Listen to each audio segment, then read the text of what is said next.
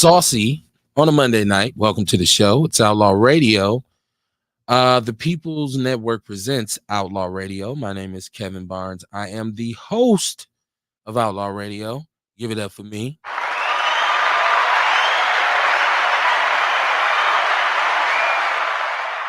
So this is what we do. Mondays and Wednesdays, we get on here. We talk about any and everything. Issues that are pertinent to the Black community, right? So if you have something to add to the conversation, there's a phone number attached to the show. That phone number is 262-202-5131. 262-202-5131. The chat room is always on deck. So you can get involved in that way as well.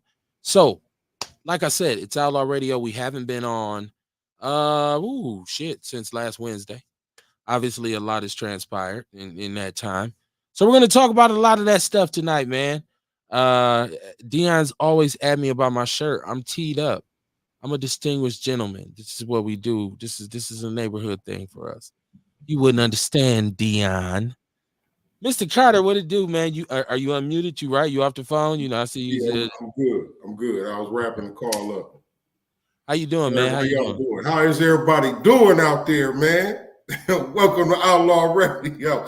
Hey, it just seems weird, Kev, doing it like now when I come in late. You know what I'm saying? Right. Well, I know you be wanting to hear it, man, but it just feels weird. No, man. It's all good. Sometimes I enjoy just watching you stumble all over yourself. It's actually funny sometimes. All right. Whatever, right? Like, yeah. Welcome to the show, man. Welcome to the show. Welcome to the show. Listen, once again, Mondays, Wednesdays, 7:30 p.m. Central Standard Time. Get with us, man. I mean, go back and check the archive shows. Great conversation. Share the show, right? Share the show. I happen to believe that our platform is one of the premier platforms, in particular in Milwaukee, when it comes to Black people. I feel like you get the real of the real on here. So let other people know, man. We want people to kind of be able to participate. Man, so much to talk about, like I said. And first of all, Kamar, I can't go on without saying this. How was your weekend? Man, my weekend was great. My weekend was great. You know what I mean? It was the first official weekend down at the Fondy Market. You know what I'm saying? So that was a dope one. You know what I mean? It was another dope experience down there. All the vendors ain't got out yet because it's still early in the season. They really ain't did all their harvest yet. You know what I mean? But it's still a dope atmosphere down there. Okay. Yeah, I mean, my weekends are just full of relaxation, man. I just kick back a lot. I mean, because I'm not popping. I ain't popping. I'm not in any club. I'm not in any bar. I'm at no parties. I'm at no social events. I'm at the crib chilling. I got my little garden. I'll be outside watching the stars, as they say, watching the stars. And recovering from being broke as fuck after niggerizing myself for the 4th of July. So sit your ass down for that. You don't got no money? Where you going? So yeah, but no, I had a great weekend as well, man. I usually just spend my weekends now just with my fam, right? That's because I don't, like I said, I'm not hot. I'm not popping. It's just us. So I hope everybody out there had a good weekend, man. Dion, I see you in the chat room. I'm telling you, Dion was here at 7:00. It's crazy. Dion does not play. You don't fuck around with Outlaw Radio, man. Dion is a true outlaw. Yeah. So, hey, Dion need to get one of them cameras in his truck. You know what I'm saying, and just go live with us. You know what I'm talking about? Right. You might as well come on in, right? That shit would be hilarious. Right. It would be. He said he barbecued and cleaned up dog shit in his backyard. Hey, sounds like a great weekend. Relly Walker, what's going on, man? Peace, chilling, man. Feeling good. How y'all feeling? I'm feeling pretty good, man. A little saucy tonight. You feel me? Nice summer night, man. And one of the things I enjoy most too is really being able to kick back outside. You know what I mean? And just chill at night. And it's so quiet and peaceful. I don't want to tell nobody my address because y'all might move over here and fuck it up. I be chilling, man. I'm telling you, be so quiet, Oh man. yeah, hey Kev. Oh yeah, and me and my lady went down to Summerfest, man. Checked out. We caught her Smokey Robinson, man.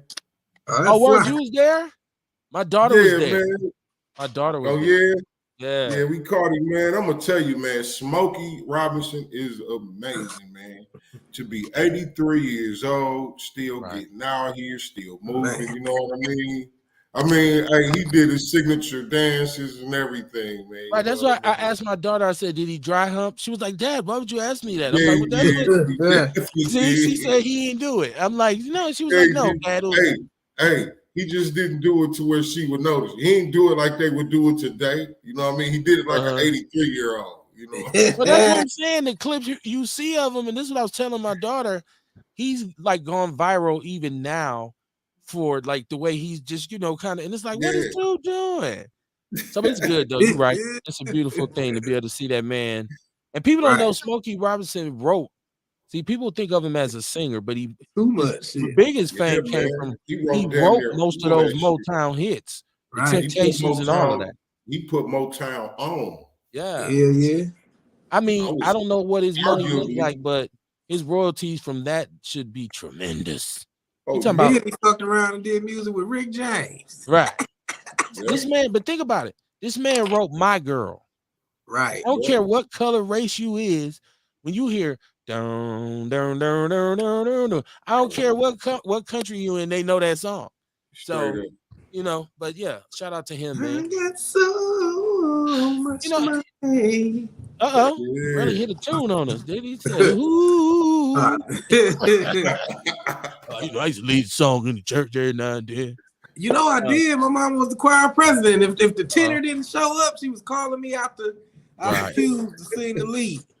The fact that you know your tone is impressive. Like tenor, I'd be like, well, I'm more of a soprano alto. My wife be like, no, Oh you're yeah, nothing. man. You can't sing. Yeah, I'm like But yeah, first. man, look, crazy weekend. If you a man right now, see, the bullshit happens, and I know there's serious stuff going on in Milwaukee. And trust and believe, we'll talk about that. I mean, come on, somebody, it is Outlaw Radio, but bullshit happens, and you think, why would I care? But everything, I feel like it all has layers, and it all has like a whole kind of existence in its own way. What the fuck is Kevin talking about? I'm about to tell you. This Kiki Palmer bullshit. I figure like we'll start with that.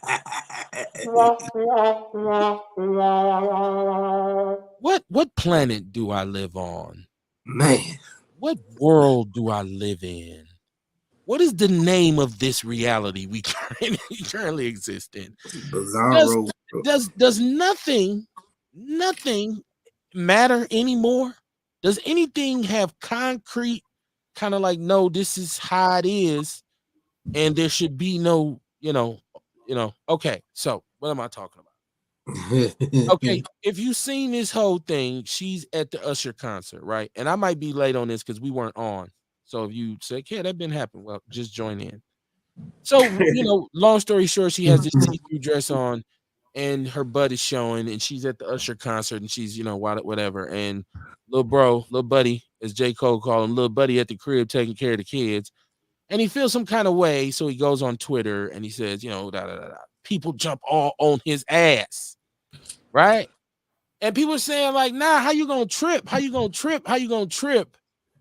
And so I guess I had kind of like an interesting take on it because I really felt like it wasn't so much of what she wore, it was how she Right. acted.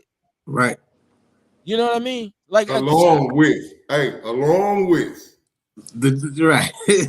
right. It's 'cause that's also like icing on the cake too. Right. it's One or also the other is icing on the cake. You know what I'm yes. saying? It's also pointed, no pun intended, and intentional, because it's like the way she, and I'm like big on reading body language, right? So I'm looking, seeing how she kind of, and I'm like, hold on, though, that's a little bit more than the butt out jeans or the butt out skirt, right? Now people say, well, he knew what she was wearing, and that didn't mean he didn't have a problem with it before she left. She said, well, you smacked me Right. on my ass and all this. Yeah, but I wasn't expecting for you to go cut the food with Herpy Man. I thought he had herpes. Damn. This is what you do? Are you not entertained? And look, sisters, do what you want. And I'm one of them dudes who says, I don't have the right to tell you what to do with your body. I don't. I don't have the right to tell you do whatever you want. Put on whatever you want, lashes, as big as fucking ostrich tails, whatever, what have you. I will never tell you what to do. But if I would expect that if you were my lady, and even if you were a high level actress and whatnot, and this, that, and the third, I would expect you to conduct yourself with some class. So, do you think Courtney B. Vance would have been cool with Angela Bassett going to, maybe who's Marvin? No, he's dead. Somebody who's was popping back, Al Green, and she go. I know they old, so that's a bad example. But even if she just had the yams pushed up, and she was somewhere like all up in Obama face, okay, Obama speaking, and Obama do a little dance with her, and she, don't you think he'd be like, hold on, fuck you doing? So I don't know. Y'all tell me what y'all think about the Kiki thing, man. Earl Henning already in the chat room. He said she for the streets. Well, you know what I mean? It's layers to it too. You know what I'm saying? There's layers to it also. For Right. one, you know what I mean? You know, we supposed to know what type of woman we dealing with. You know what I'm saying? And hey, check this out though, right? Because something just dawned on me. Something just dawned on me. Like when like a lot of the time when me and meet women, you know what I mean? Like we look at women first to see if we like them. You know what I'm saying? So like at first, when you first meet women, it'd be lust. So like they be wearing them clothes and all that, and you like it. You know what I'm saying? They wear them clothes and you like it. But then it's like as time go on, you know what I mean? Your perspective of her change, where it turned into where it's like a relationship now. You know what I mean? Because see, before it was just lust at first. You know what I mean? It's just, yeah, I do this, I do that. So I like her and them clothes. Look good when we go out. I like that shit because we smashing when it's over with. But then, you know what I mean? As time go on and you become like husband and wife and shit, and she still, you know what I mean? Is now it's like you don't want her to be like that. Like, remember Nelly had this song? Remember Nelly had a song, he had a line where he said, I used to take pride in being the other man, but now I don't want you with no other man. You know what I'm saying? And I feel like that may have happened in their relationship. You know what I'm saying? She was that type already and he knew it, but then like now, wait, you didn't know she'd go that far with it though. You know what I'm saying? So like that's what I say is both of those is a thing. You know what I mean? And then you got a layer to where it's like they say you got two people that just meet. You know what I mean? We just met, and she go up there and kick it like that. Well, that's kind of different. She can do that. We just met. We just courting or whatever. You know what I'm saying? And again, y'all just met, and you like that outfit. You know what I mean? And then you got some type of brothers who really just don't like they women out in those type of outfits and stuff. And I could dig it. So, you know what I mean? Really, the thing is, you know what I mean? The date with what you like, the date with what you comfortable with.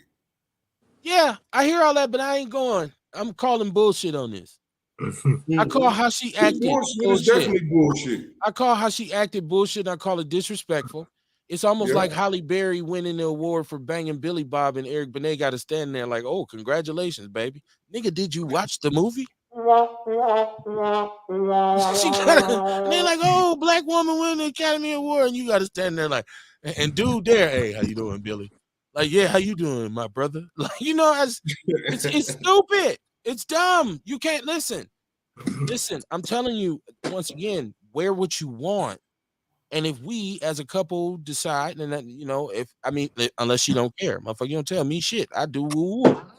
Then there's a whole different set of issues. But if we say, so in that case, say, maybe you gonna wear that? Yeah, I mean, it's just a dress. This is Givenchy or whatever. Yeah, okay, well, okay.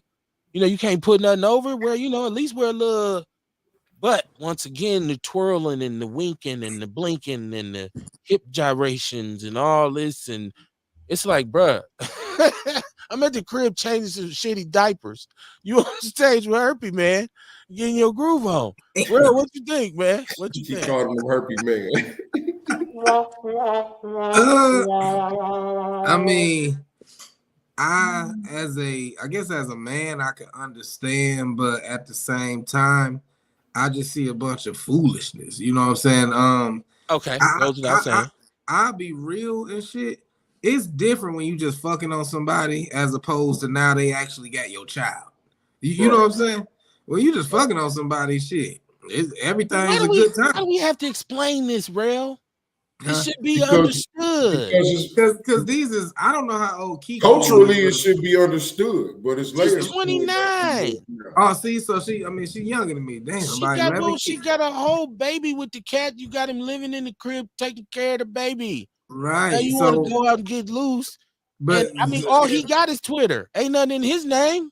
right, Shit. and but that's the thing. Like we ain't just warned against the flesh, we warned against principalities and shit. You know, Right, Principalities right. and shit. so yeah, just like you said, she just had a whole child, and from a man perspective, it's like, hey, dog, nah, we got a child now. You about to conduct yourself honorably for my child. But on the Right. flip side of that, a lot of women during that time be going through that postpartum shit where she probably was doubting her looks anyway and shit. And this is validation and verification from In her Usher mind. type shit. So In her like she mind. said, the dude slapped her on the ass on the way out, but he probably didn't know she was gonna be thotting on stage with her arm. Like my thing is the dress, yeah, I don't know they dynamic, but dressed one way and having your arms behind a nigga neck like this and swooning and shit, it's like, Right. no, y'all, my man, That's y'all not about to take that cool. shit to the Just room? in the streets, that's called choosing. Exactly. She's So that I choosing you. believe Yeah. I believe that's what his real issue was Okay. not necessarily the clothing, but the fact that he seen how much pull Usher got over his woman. Hey, Like, and you don't know know. what sucks? Yeah. You know what sucks? I saw a lot of black women on Facebook because I posted that, and it's a whole bunch of fucked up comments.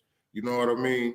And I saw that they defend that shit. Like, you know what I mean? Like Right. I can do what I They want to do will type because it shit. gives them a But like, sense of but then empowerment. it's also like, you know what I mean? Like, okay, at what point can okay, y'all say black men act funny and don't want you and all that type shit, don't want to stay with you, but then Right. you don't want to hear what black men like. Or Like, the fact that like it's I could say I could post on Facebook and talk about what I like. You know what I mean? right. On something like that, and you get a whole bunch of backlash, you know what I'm saying, at me. Like, you can't just tell us how to dress. You can't tell us how. I ain't tell you how to dress. All I'm saying is what I like. Is what I like. You Type know shit. what I mean? But And if the you dog and hollering, the men that be around me who I watch behind closed doors, how they act when they ain't with their women and all that shit. And I watch how they act and we talk about what we like and shit. This is the shit we like.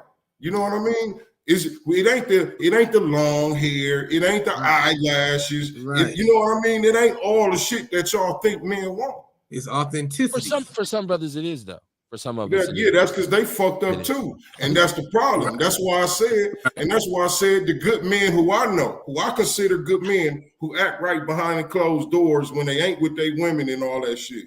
Kamar, You know what I'm saying? I ain't Kamar, talking about them fucked up ones. but you That's why ain't Kamar. You're not a bad guy because you like how your girl look with some weave though. If you say, "Baby, go get you a I weave ain't or saying something," you you a ain't no bad bad guy. guy. He said you fucked up. I'm just throwing up different Right. preferences Okay. No, I that feel certain you. men like. You know what I mean? I ain't Let me catch saying the this chat is room. concrete as tell all. Let me catch You the know what chat I'm room because we saying? way behind. I ain't even man. But Um, you did I what see I'm you, Shine saying. More. I For got you. sure, for sure. I see you, Shine More. Said, "What up, family?" Mama Peace, Peace. Jenkins. peace. Shout out to Mama Jenkins. She said, "Good evening, my outlaw family." What a way to start the show tonight, along with the dress, right? Shout out to Mama Jenkins. Mama Jenkins. You've gone viral. It's a whole She's it's a gone whole viral prostitute culture out here. because she went and spoke to them people about this bankruptcy. About this. She said, well, let's go bankrupt then. We got to get that on a T-shirt, Mama Jenkins. We got to get that on a T-shirt. Dope. It's That's what dope, she man. told. It's dope. They said if we don't do it, we're gonna go bankrupt. So we'll let them go bankrupt. Let's go bankrupt then. You Shit. want G shit? You Yeah. want G shit? Hey, barbecue and mildew. He said, well, let's go. Shit. Oh man, I love it. Shout out to Shabaka. Greetings, outlaws. Please join us at Shabaka's Black Experience. He said they'll be discussing how the U.S. Congress is planning to outlaw discussing reparations. Yeah, y'all get with Shabaka over there on Blog Talk, man. Paris usually here. We'll see. You right, Earl. And this is what I have to come down with Sister Kiki. At this moment, this might not be who she is, but at this moment, she is for the street. She made a TikTok diss song against the brother, and they saying maybe she put him out or some shit like that, or she left her. Like, this is wild. And she shows no remorse to even say, listen, I understand what he's saying. That's the father of my child. I just felt like getting out. Because there's a way for her to articulate saying, hey, I just want to get out and have a good time. You know, I done had this baby. I done went through a lot. So I was just letting off steam. Y'all look how many black women glorify that breakup. Projection. Right. Like, that's what she's supposed to do. Yeah, that's shit, no way, Kiki. Yeah. Right. While they staying with the motherfucker that's knocking them upside the head. Leave them, girl. I see so many. You and Usher make a good couple, right? You and Herpy Man. Let me see. Dion says he looks at her like the typical black woman. Juice Lady, what it do? Who the fuck is the Herpy Man? That's what I heard. The Herpy Man is Usher, as we say. Black people say the Usher. That's Herpy Man. Herpy Man. Right. It's cool, baby. My infection ain't flaring up this week. Man. Okay, Usher. Right. You gonna sing that song in my ear? Yeah. There's a Let It Burn. That's what she want to hear. She want to hear sing Let It Burn. Black women, you are holding an L for this one. I'm sorry. Hold on. Why do we gotta hold an L for what? Because y'all justify hobnobbing and who riding and who raying, hip hop arraying and to the hippity hip hop to stop and all that for this shit. I ain't heard no sister saying, hold on, hit the brakes, except for India Irie. She's criticizing the whorehouse culture because of Megan. Look, I didn't know they got the tweaking at Essence Fest. I didn't know Oh yeah. They got on their ass, man. They got the pound town in that Essence Fest. I didn't even know it. Shit. Out of town, thugging with my rounds. This shit is ridiculous. Earl says we're looking for someone who's an excellent team player, my brothers. Okay. Holler at us, Earl. I missed that. I'm so behind on my chat room. Shabaka says, fuck Hollywood. That's that bullshit. What those tricks and hoes do. Yeah, I mean, like I say, macro versus micro. I guess I pay attention to certain things because it says a lot about where we are as a society. So we're talking about a conversation where people feel like she's cool. It was cool for her. I get she was having a good time. I get they say, well, put a ring on it, goddammit, and all this wild shit. I get it. But come on, man. Where do we? Hey, what man in his right man? What man in his right mind finna go put a ring on a chick that's acting like that? You know what I mean? Like, and that's crazy because they say if you like her, put a ring on it. Somebody said that in the comments. See, if he like her, he should have put a ring on it, right? But like, you gotta act like a wife if you want a man to wife you. No, listen. I'm saying don't marry her because she did this. Kev, dig this. How does a man know a woman knows how to act like a wife?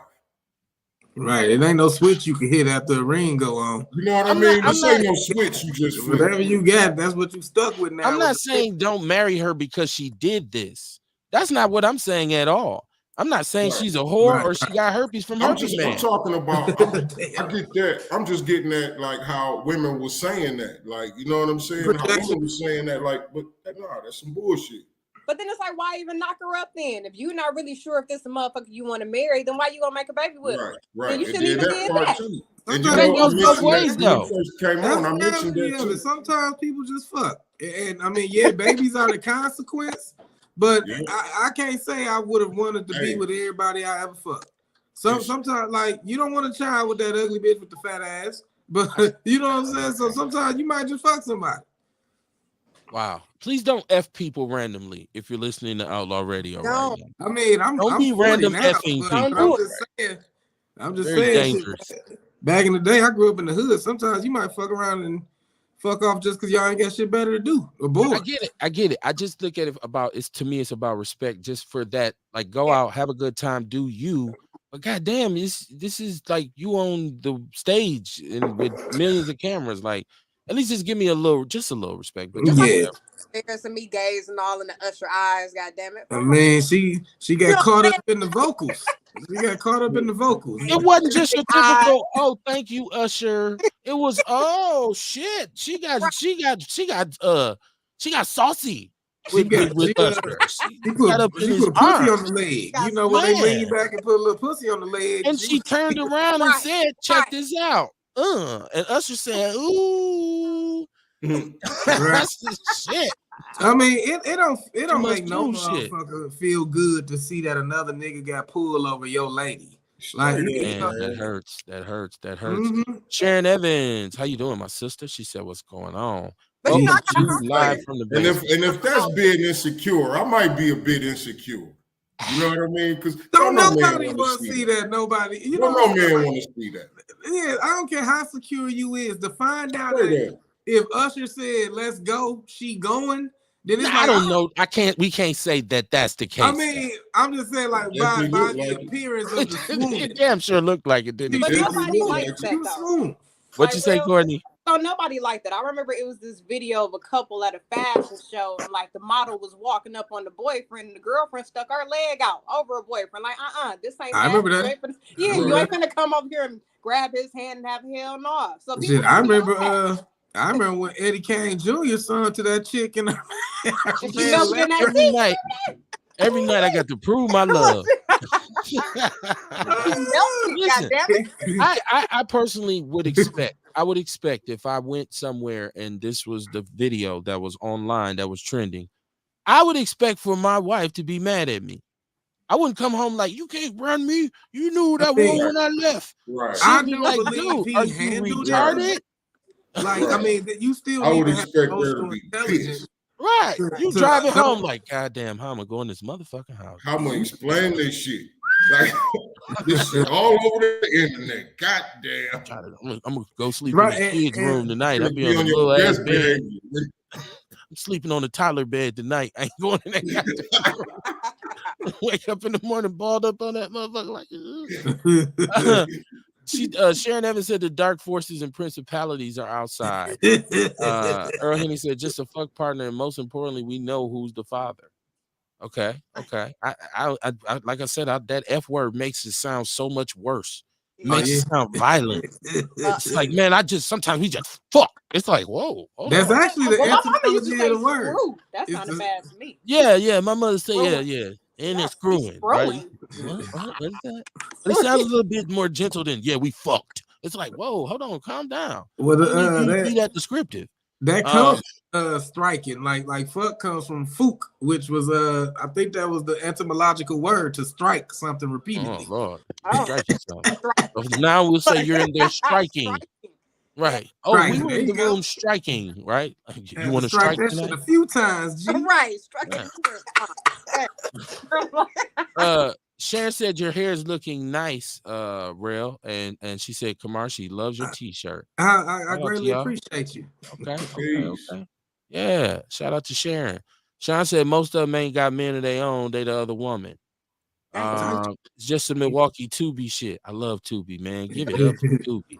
I rock hard with Tubi, man. Y'all just don't know. So while I was rock with getting my hair twisted the other day, she had Tubi on, and it was some crazy ass movie about little girls getting kidnapped and trafficked and stuff. And I'm like, man, this on Tubi. It goes down on Tubi. I'm trying to tell y'all, not everybody's sweating this movie now.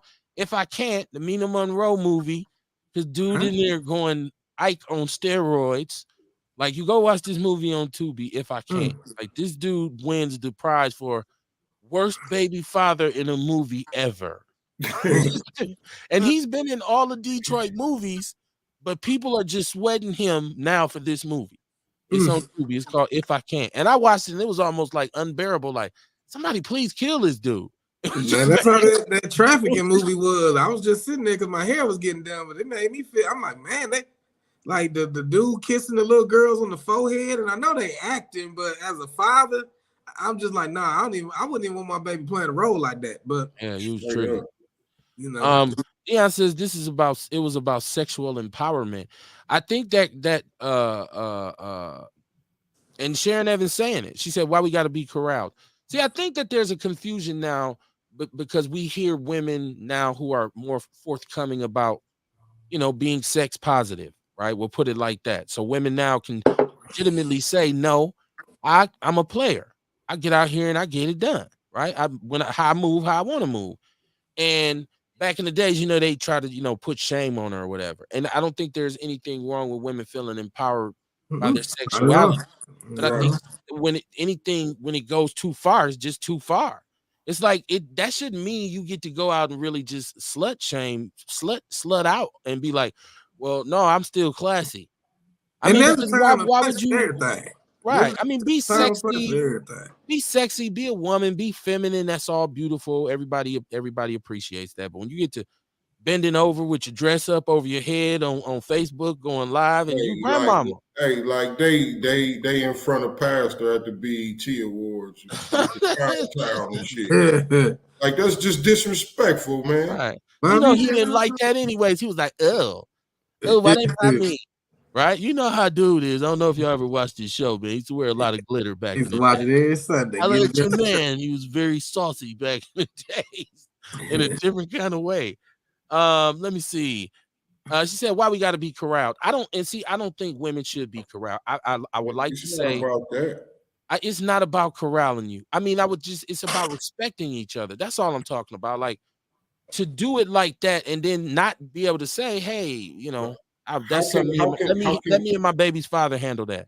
Y'all stay out my business. How can black women ask black men why they don't respect them when we tell you what we don't like, what we don't respect? You don't want to hear it, and they tell you move around.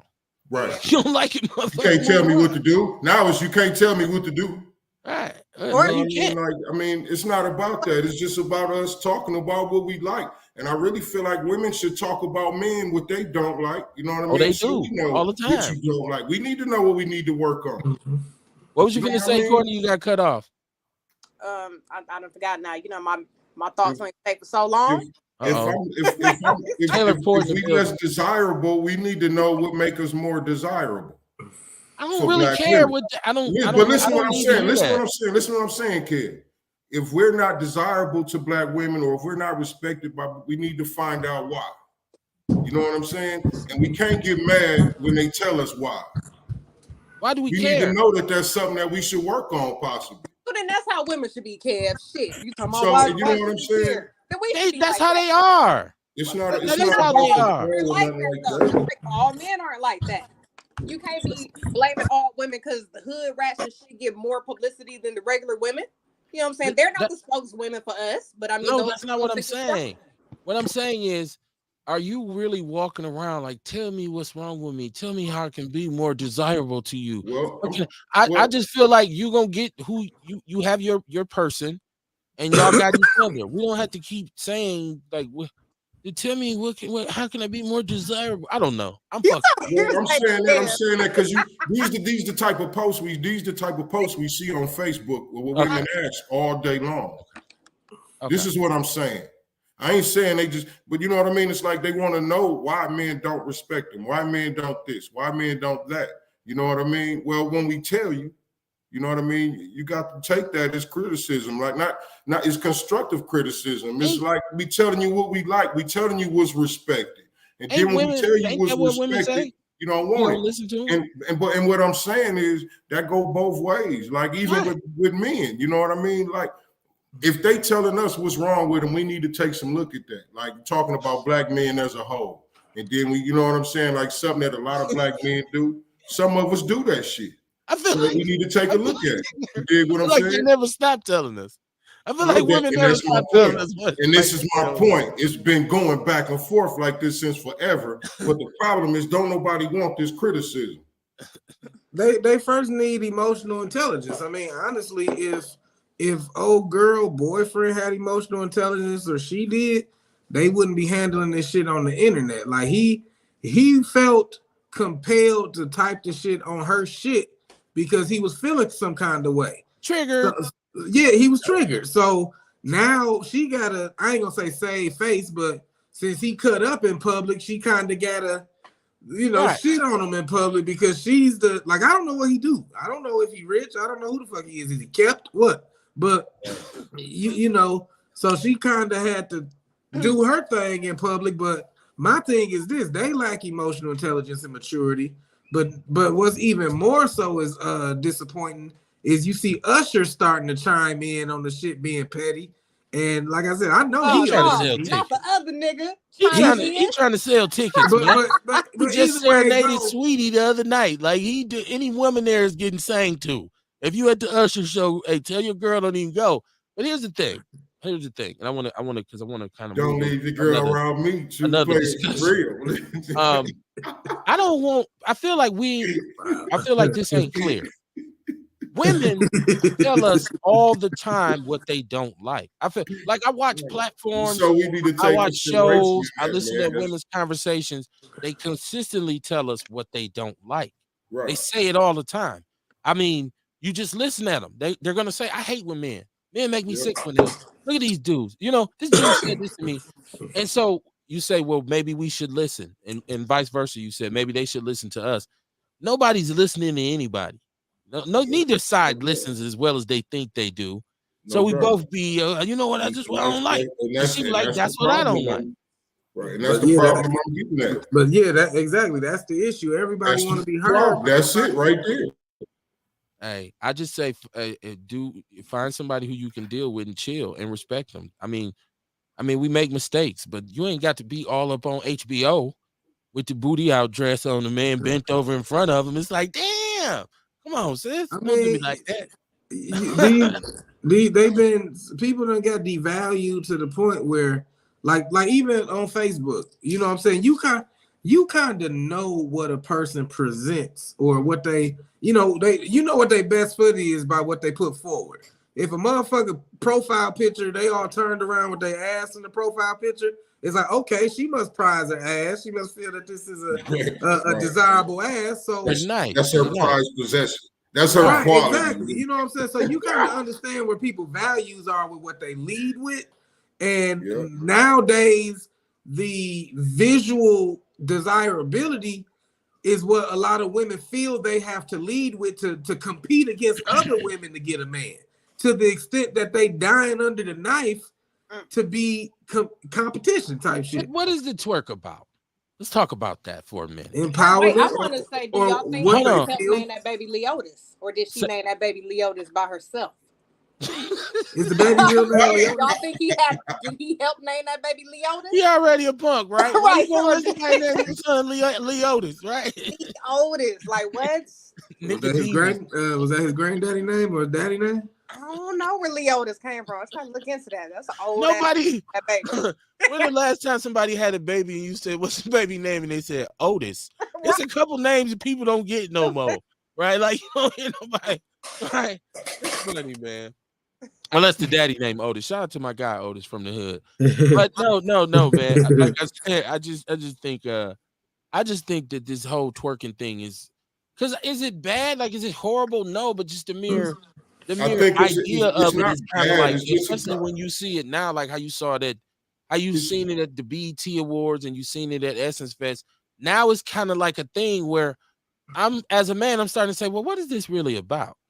What is this 15 of us together rubbing our booties together? I'm just saying, what is this about? Right? Like what and I would have to ask women, when you twerk, what is your statement to the world? When you say, girl, turn the phone on and you start twerking, what does that mean? Does that mean like, look at my booty, or this is classical dance, this is African? Because people say that's just African women dance like that overseas. So I don't know. Y'all tell me, what's the significance of the twerk? I would start with you, Courtney. You the female, so to come to me, but the thing is, I haven't twerked in years. I mean, I remember I was with my homegirls from my teenage years, and they was having like a little kickback. They had the music on, and they was dancing. And I got up and started dancing. They was like, "No, Courtney, twerk." I guess I wasn't twerking. I was just, and they was like, "No, twerk. Put your hands on your knees." And it was like, like I can't even fathom putting my hands on my knees and bending and then you rump and push your back in, back out, and do the hump. I don't know. I haven't did a visual twerk in some. So you're a recovering twerker. Yeah, you're in twerk recovery. Man. Twerking, I'm like the elegant dancer in the little production movies and shit. I'm like that. Okay. You know what I'm saying? I don't know, because you see, like, some of the dances that the dudes do now look real effeminate to me, and I'd be like, because I ask my son all the time, like, wait, hold on, bro. What is that about? Like, that's where that come from? Like, what are you saying to the world when you moving like that? What are you saying to the world? What's your message? I don't look. I'm not a prude, and this ain't the 1950s, right? Ain't nobody against sex, the presentation of sex, the discussion about sex, nothing like that. I just think everything has a time and a place. And as I always say, it's not what you do, it's how you do it. So when you do it a certain way, expect a whole lot of criticism to come your way. And then you take it and you keep moving. But who's really caught up in the middle is this child whose mama done made a diss song about his daddy on TikTok. And like, come on, baby. Like, come on now. If he come out with a song, fuck your bitch in the clique you claim, it's Big Leotis. Like, people gonna be like, he was so wrong. He was so wrong. Right? Big Leo. If he start telling their secrets and shit on the song, he come out with a TikTok later. I see your ass when you wake up in the morning. I know what you Let me stop. Listen, Mama Jenkins, they said this is the city, because I told y'all Mama Jenkins had that classic quote. I've seen it at least 7 or 8 times a day since she said it, or floated across the internet. They said they got a year before the money runs out. Call they fucking hands and let's wait. Now the hop is painted for Harley Fest. This shit needs to stop. Is it now? Okay, so let's jump on off into that too.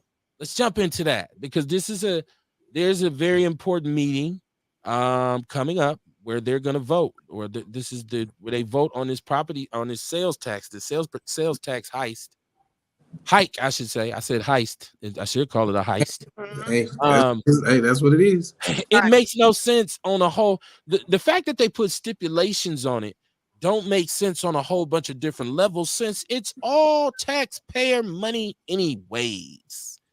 And you have this huge $100 billion surplus, but Milwaukee got to get down on their hands and knees for you to give us. We got to get rid of what? And listen, you all are the one who said we have determined that segregation and discrimination and racism is a health hazard.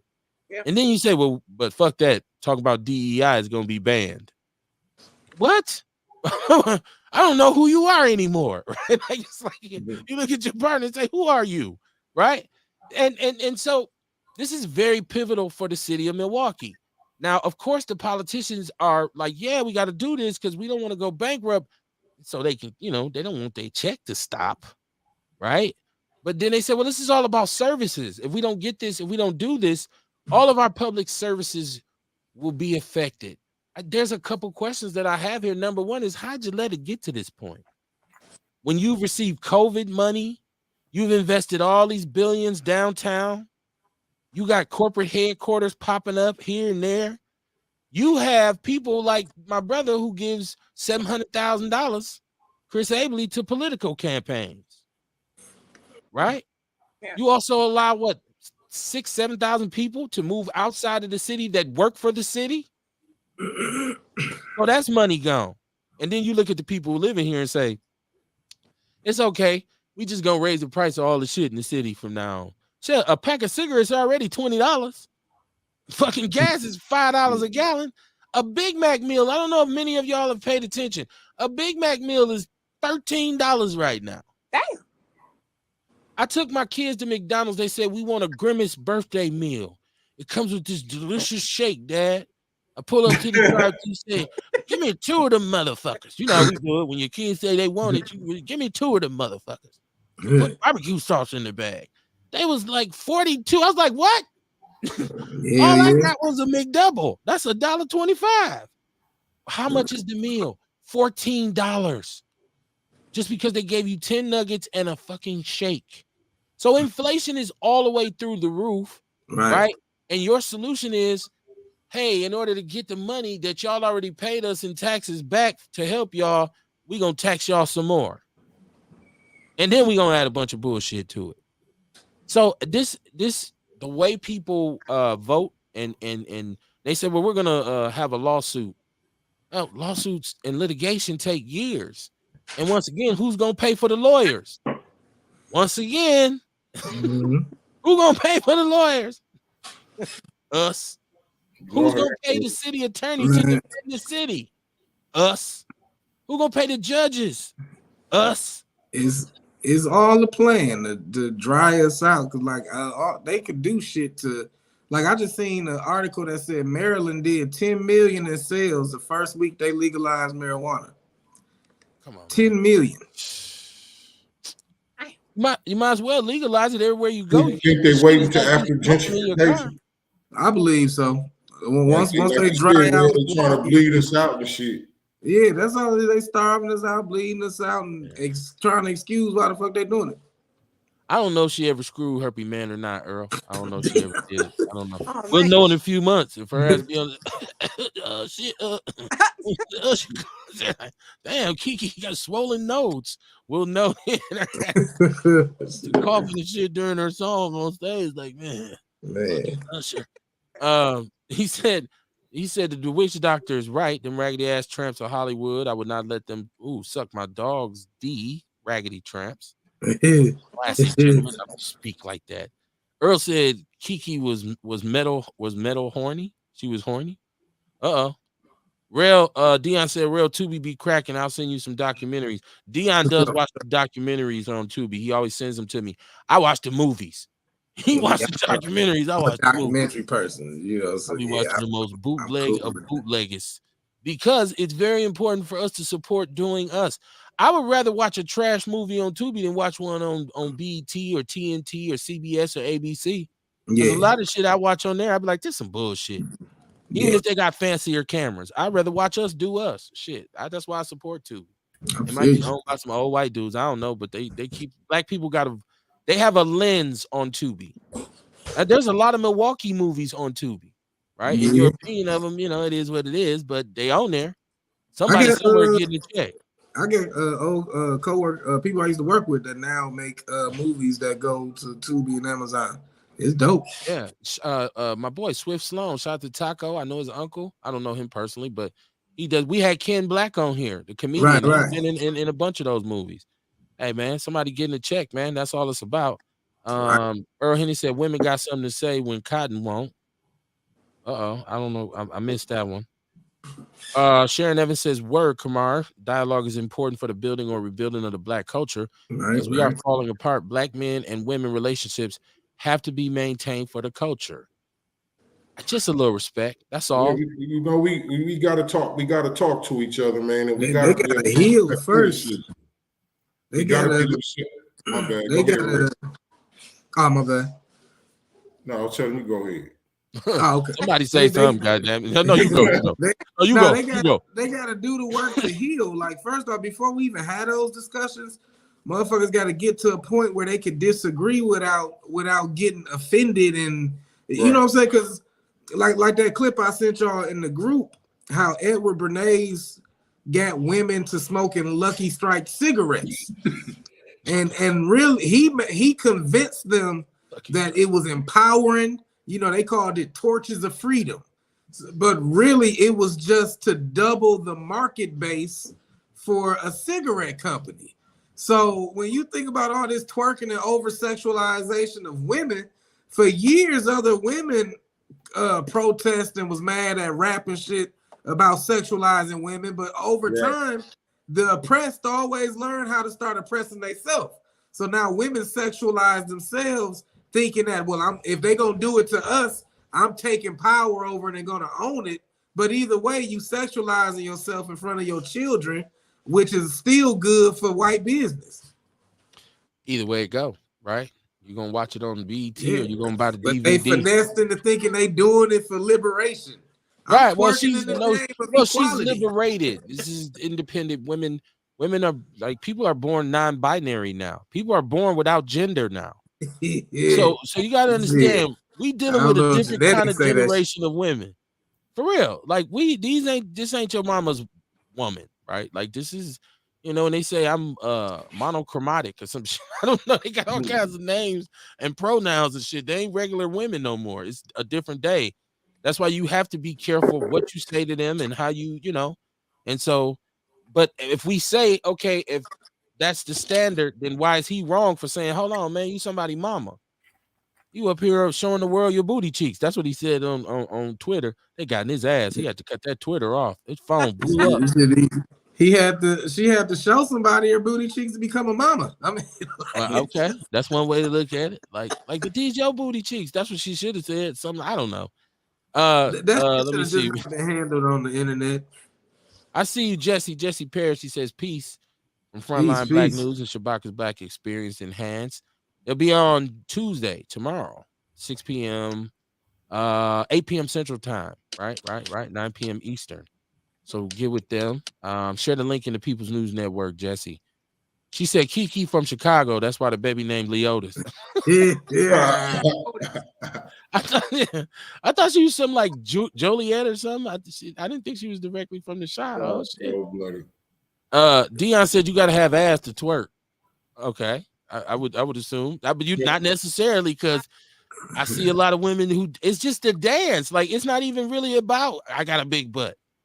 It's just the act. It's almost like a statement now. Like, look. And because they always be like, like they make these, like they tongues come out instantly, like, you be like, oh shit. Hey. Maybe that's how they bond. You know what I'm saying? I see more women slapping asses and humping chicks twerking than men. Maybe that's their bonding ritual or some shit. I don't know. It is the new mating ritual, right? Earl snapping. He said, "Bitch." Right? Men don't listen. Men don't have a whole lot to say. We don't have a high moral ground to stand on, because for years, men and had porno magazines and strip. That's what strip clubs. The concept of the strip club comes from a man is willing to go in there and just throw his money slowly at you to watch you dance in front of him naked.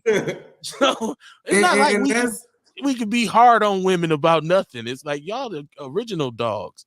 But and that's honestly kind of where like if you look at women today, you can see where the majority of mainstream, well, I can't say majority, but a lot of women that you see in mainstream, they're usually influenced by two different sides. They either influenced by the stripper culture, and you can see that like in their tattoos, like when first women start getting the paws on their thighs, and then the butterflies on their ass, like all that shit started. Yeah, it all started in like the strip club, or they influenced by the tramp stamp. I don't know. I'm old as hell. They used to say that shit about the shit on the back. You got a tramp stamp, but it be the stripper culture and the LG that culture. Like I never know but that's the most of the influence today you see from whether it's the tattoos, the twerking, or how they even do they makeup and wear that body contour shit.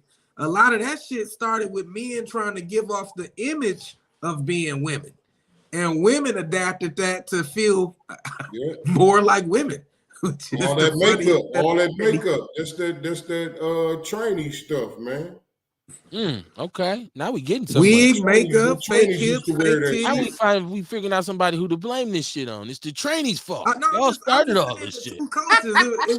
It was the stripper culture. Damn trainees and the LG with the thing culture. Right. I love how black people eventually get around to blaming shit on gay people. It doesn't matter where the conversation. I ain't say that's what you're doing.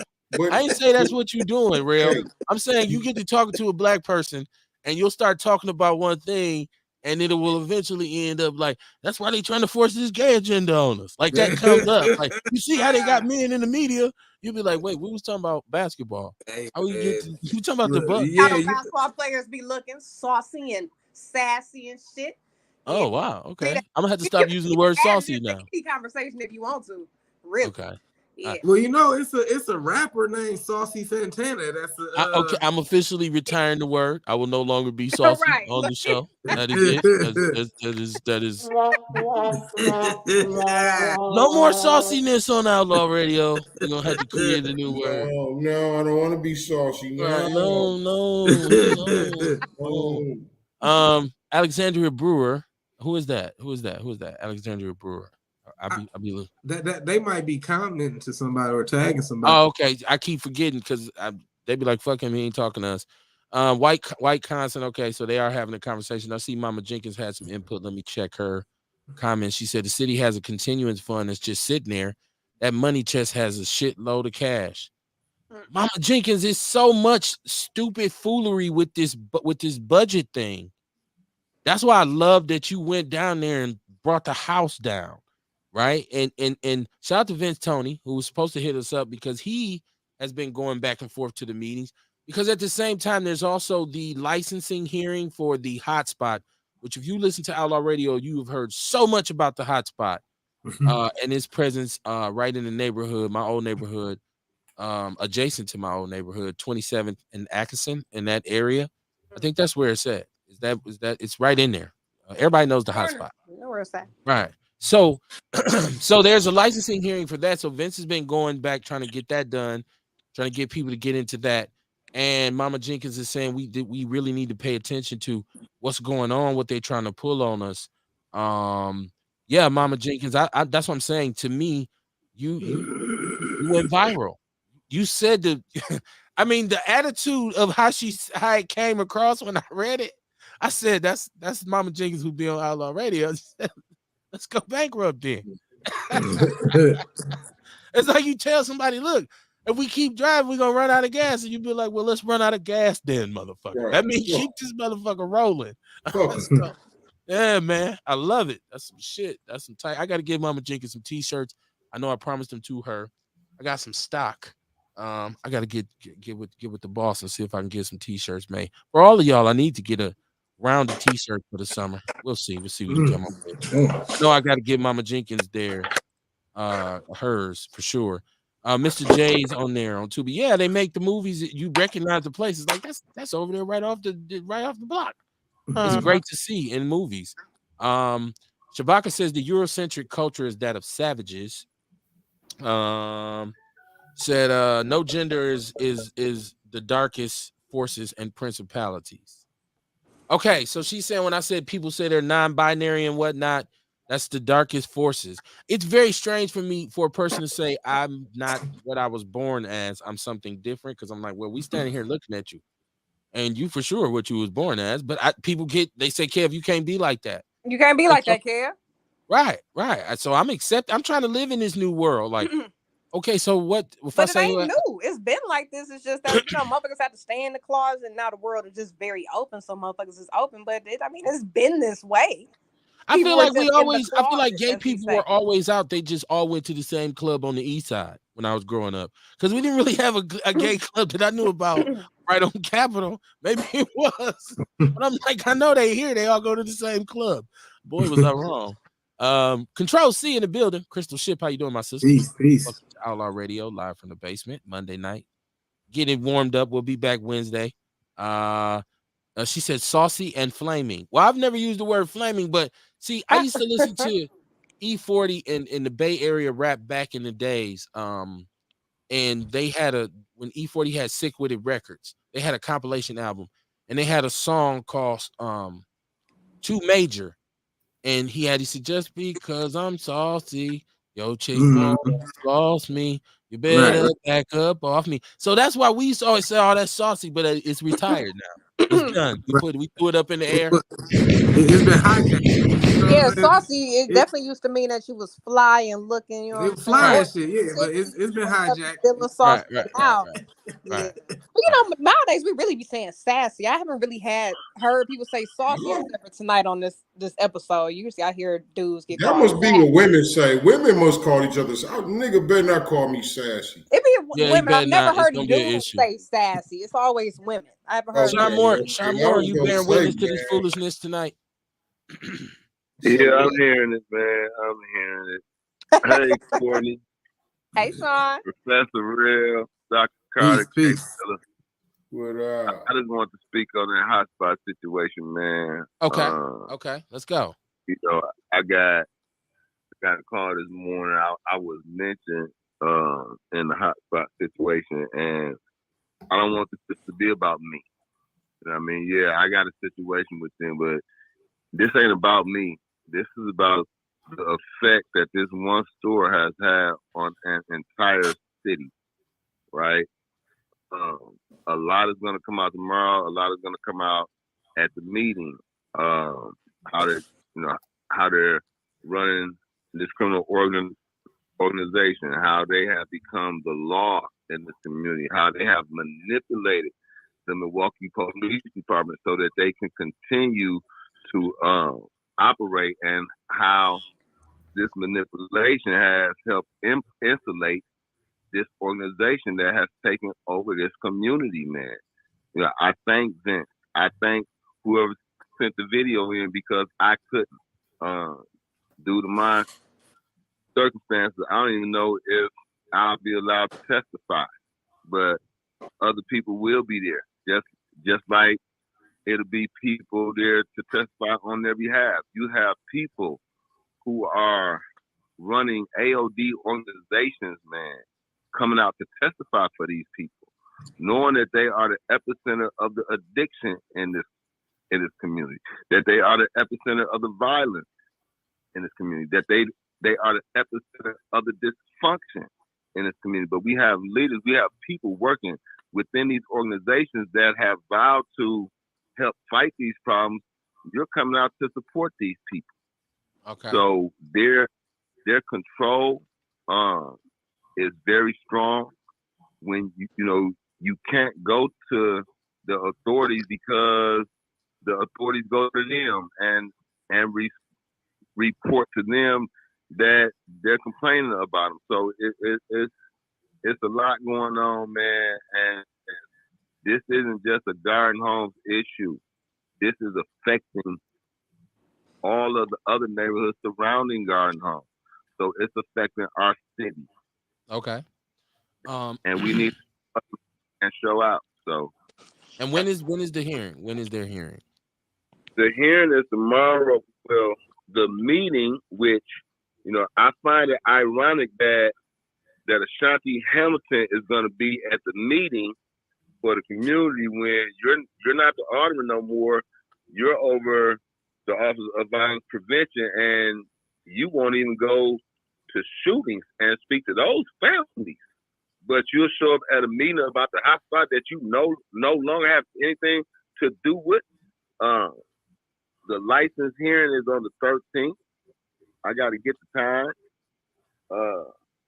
But yeah, we moving forward with this, man, and hopefully we can shut them down and stop them from operating any businesses within the city and send a message to these other establishments, these other businesses. Okay. That do the same thing, right? That have taken control of these neighborhoods. We just saw one store on Palmer and Center get shut down for doing the same stuff. They were corrupt. These stores challenge and change the moral consciousness of these communities, man, and we have to do something about it. So okay. Let me see. Mama Jenkins says KB's women in church are moving and shaking their asses in church. They got their titties hanging out in short ass dresses, and they be rocking to the music. Not on Sunday. It ain't like pocketbooks and hats and gloves with suits. Now the drums be going just like the big mamas with the big old. I used to love it, man. I ain't even gonna lie. Like you can't cover up no matter what you got on. I mean, some do have on a short dress. Some just got shapes, and it's like no matter what you wear, that shape is shaping. Goddamn it, that's different. So yeah, but I grew up in the Baptist church, and I can say as a young boy in the Baptist church, one of the highlights of the service was a lot of times some of them sisters they celebrate their natural forms and rejoicing to the Lord. So as a young man, I wasn't really all that. It's like, hey, I know she got the Holy Ghost this week. Yes, sir. So yeah, I mean, it's about growing up. You know what I'm saying? This is a rite of passage. Once again, a woman can wear whatever she wants. It doesn't give anybody the right to disrespect her or judge her or any of that. Just know, you got the uniform on. So if I'm walking around with a security guard uniform and people like, excuse me, and you tell me where the eggs at, but why you ask me? I ain't security. Well, you got the uniform on, so I just assumed you was a security guard. So women, if you got the whole uniform on, a lot of times people would just assume you a hoe. Like, oh, you dressed like a hooker. How much? And then, how dare you? I'm Gamma Psi 5555. Look, and that's the conversation they talking about on that same music that we talking about. Pretty much. So how can you not say that's the whole culture? I mean, yeah, it is a whole. They call it whorehouse culture. You know what I mean? Which is that bad for women though? Is that anti-Semitic? Did some insecure ass dude make that up? We're gonna call this the whorehouse culture. because I don't think women should be shamed for being like body positive. I just think, you know, certain things you do put you in a certain light. Like I mean, you can wear the shortest, I think sassiest, sexiest dress, but if you out twerking with Man, no drawers on, the womb is the entrance to life. You know what I'm that's saying? the Like best hallway, right? it's deeper than a lot of people think, man. You know what I mean? It's a much bigger deal. You know what I'm Yeah. saying? This is where women pull that energy from the universe and wrap flesh around it and give it to the world. You see what I'm saying? A lot of people don't look at it deep enough. Like it's more important than these girls is thinking it is. Like you just on stage showing your ass and shit, but that's kind of sacred. Some of too. us like that though. Some dudes say, "Well, y'all Like, tripping on okay, you strippers, got man." kids that gotta grow up and see that shit. This is very true. Like, is it okay? Like, what you think your son gonna think when he see you knowing you was with my daddy and then you on stage at the same time doing this type shit? Y'all wasn't Daddy even. girlfriend be You know lit. what I mean? Come on, man. Oh, this been going on for a long time. Y'all was at Freaknik. Y'all was freak. Yeah. And it was bad then. It was bad then. We just didn't know it. The elders was telling us it was bad. We knew it was bad. I We mean, I just went to wasn't church. listening. You see what I'm Right? saying? No. But Kev, listen, the elders was telling us that shit was bad. Yeah, but they did it too.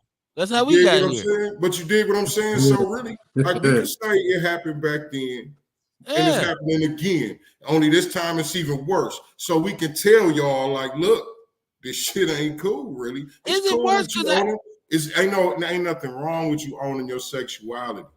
You know what Is I'm it saying? worse But though, it's, Kamar? you know what I mean? But it's a classy way to do it, man. You know what I mean? You could pay for school, but you can't buy class. I think it's worse, Kev. You know, these chicks out here, you know, that one chick, what's her name? Sukiana talking about eating niggas' ass and then You see what I'm saying? Come on, her man. That's ass some and bullshit. eating ass. It's that culture of the girls that we talking about. Yeah, You know? different. But okay. Y'all Pound saying that. town around here. I don't. Can I ask y'all a More question? brown.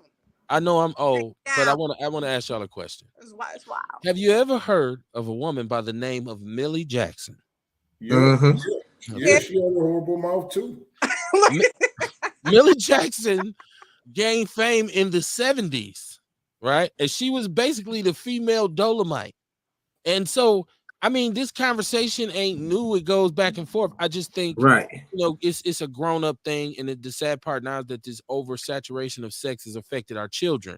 Yeah. And they don't have the right idea about what it's really about. So their relationships a lot of times are really screwed up because they have missed the significance of what sex really is, because it's the poppin'est thing, right? Like, so, but I mean, it's been going on. I don't know if it's worse, because I just was driving today and I tell you, I listened to Rock the Bells, which is throwback radio, and Doo Brown came on. And it just was like, I was listening to that song and I said, well, there's nothing now that's worse than this. Because what he was saying, well, he wasn't talking about eating booty, and he wasn't talking about nothing like that. Now we got the women giving a rebuttal to that music. Right. So, like, you know what I mean? Like I said again, like we seen the bullshit, we see the bullshit that it do. Yeah. I mean, you know, bullshit is bullshit. Right? I think it just needs to we be, done lived through it. We done lived enough years to see how that play out before. What you say, Rail? Oh no, I'm just gonna say I think it just needs to be channeled in a more conducive, productive way. Cause it's definitely nothing wrong with sexuality. That's how we all got here. There's nothing wrong with sensuality. And what I had noticed just growing up in church and being in the club and shit like that, I know women who say, hey, you know, when I'm on the dance floor, I ain't thinking about nothing else. I ain't thinking about my bills, my job. It's just my way of cutting free. It's almost like a form of meditation. They don't understand that, but anything you do that get your mind off of your fuck shit or your daily shit, that is a form of meditation. But I believe that, so I do believe that every person needs a way to express that energy. But back in the day, there used to be like groups. There used to be, like, I grew up watching Real Sex. And on Real Sex, they used to even have like subcultures of women getting together, dancing naked in the wilderness and shit like that. Have you ever seen the documentary about Real Sex on HBO? The documentary about the documentary? There's a documentary about it. I believe it's on Netflix, and it talks about why you can't actually see those episodes now. because you don't see that. You don't see No, them. damn, I You need don't to see them in watch that. 'Cause syndication. So you can go watch this documentary about it, and What it is it talks called? about I there's seen a there's young documentary people. about Pornhub called No, The this is Money about Shot or this is something like about that. this is about HBO. This is about Okay. real sex. Popping. And there's people who were young at the time who say how that affected them and their sexuality. Like I was 13 when I seen real sex, and after that I was just wide open to it. Like people, it's like actual prostitutes on there who's like, I decided to get into this life when I was young from seeing real sex. I'm like, wow. Motherfuckers, I feel like they was watching porn too. I was watching real sex. I also found my mama bag of porno. So. Uh-oh. I was trying to find out who I need to petition to get that shit back on the air, because I was trying to show somebody when Ezel, remember the dude that played Ezel? He was at the Swingers convention. Right. Yeah. Rest in peace. He just passed. What's his name? Dion, AJ Johnson. I forget his name. AJ Johnson. AJ Johnson. Okay, yeah, rest in peace. He died a couple years back. Dion says, leave the motherfucking hot spot alone. Damn. You know, always some goddamn Dion. Dion said, leave the hot spot alone. Sean Moore, you still on here? Exactly. Yeah, I'm here, man. Dion ain't gotta live through that shit. You know what I mean? Dion don't talk to the elders who are afraid to go up that way. Leon ain't dealing with the addicts that's walking down the street, people who parents I went to school with, right? I see this shit daily. You know what I mean? This is my community. These people helped raise me when my mama couldn't, when my mama didn't. And I'm watching the desecration of this community. And I'm watching these people terrified. And so, you know, that's dude's opinion, right? But he don't live this shit. You know what I mean? And I'm a street nigga too. And I believe in the hustle too. But when the hustle begins to affect people's lives in a way where they feel like they terrorize, and it becomes a community that looks like a third world country, then I'm going to stand up against Leon, Dion, Eon, Breon, and any other person, right? Because these are my people being affected. This is my community.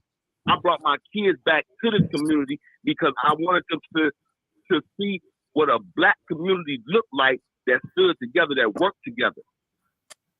I don't and listen. This place I think he understands. I think he understands the concept of it. I think he understands the damages brought. I'd like to know why he said in particular leave him alone. I mean, that was I would love to hear his take on that, right? I don't want to leave it at he made a comment in the chat room and then we just man, check this out, man. These people, right?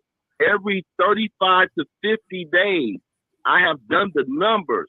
They turn somebody in. They give somebody up so that it seems like they're cooperating, so that it seems like they're a part of the community. Okay. That's bullshit. Gotcha. You know, that's not a part of the game, man. Right. That ain't how no hustle goes. Okay. And I'm sitting back watching.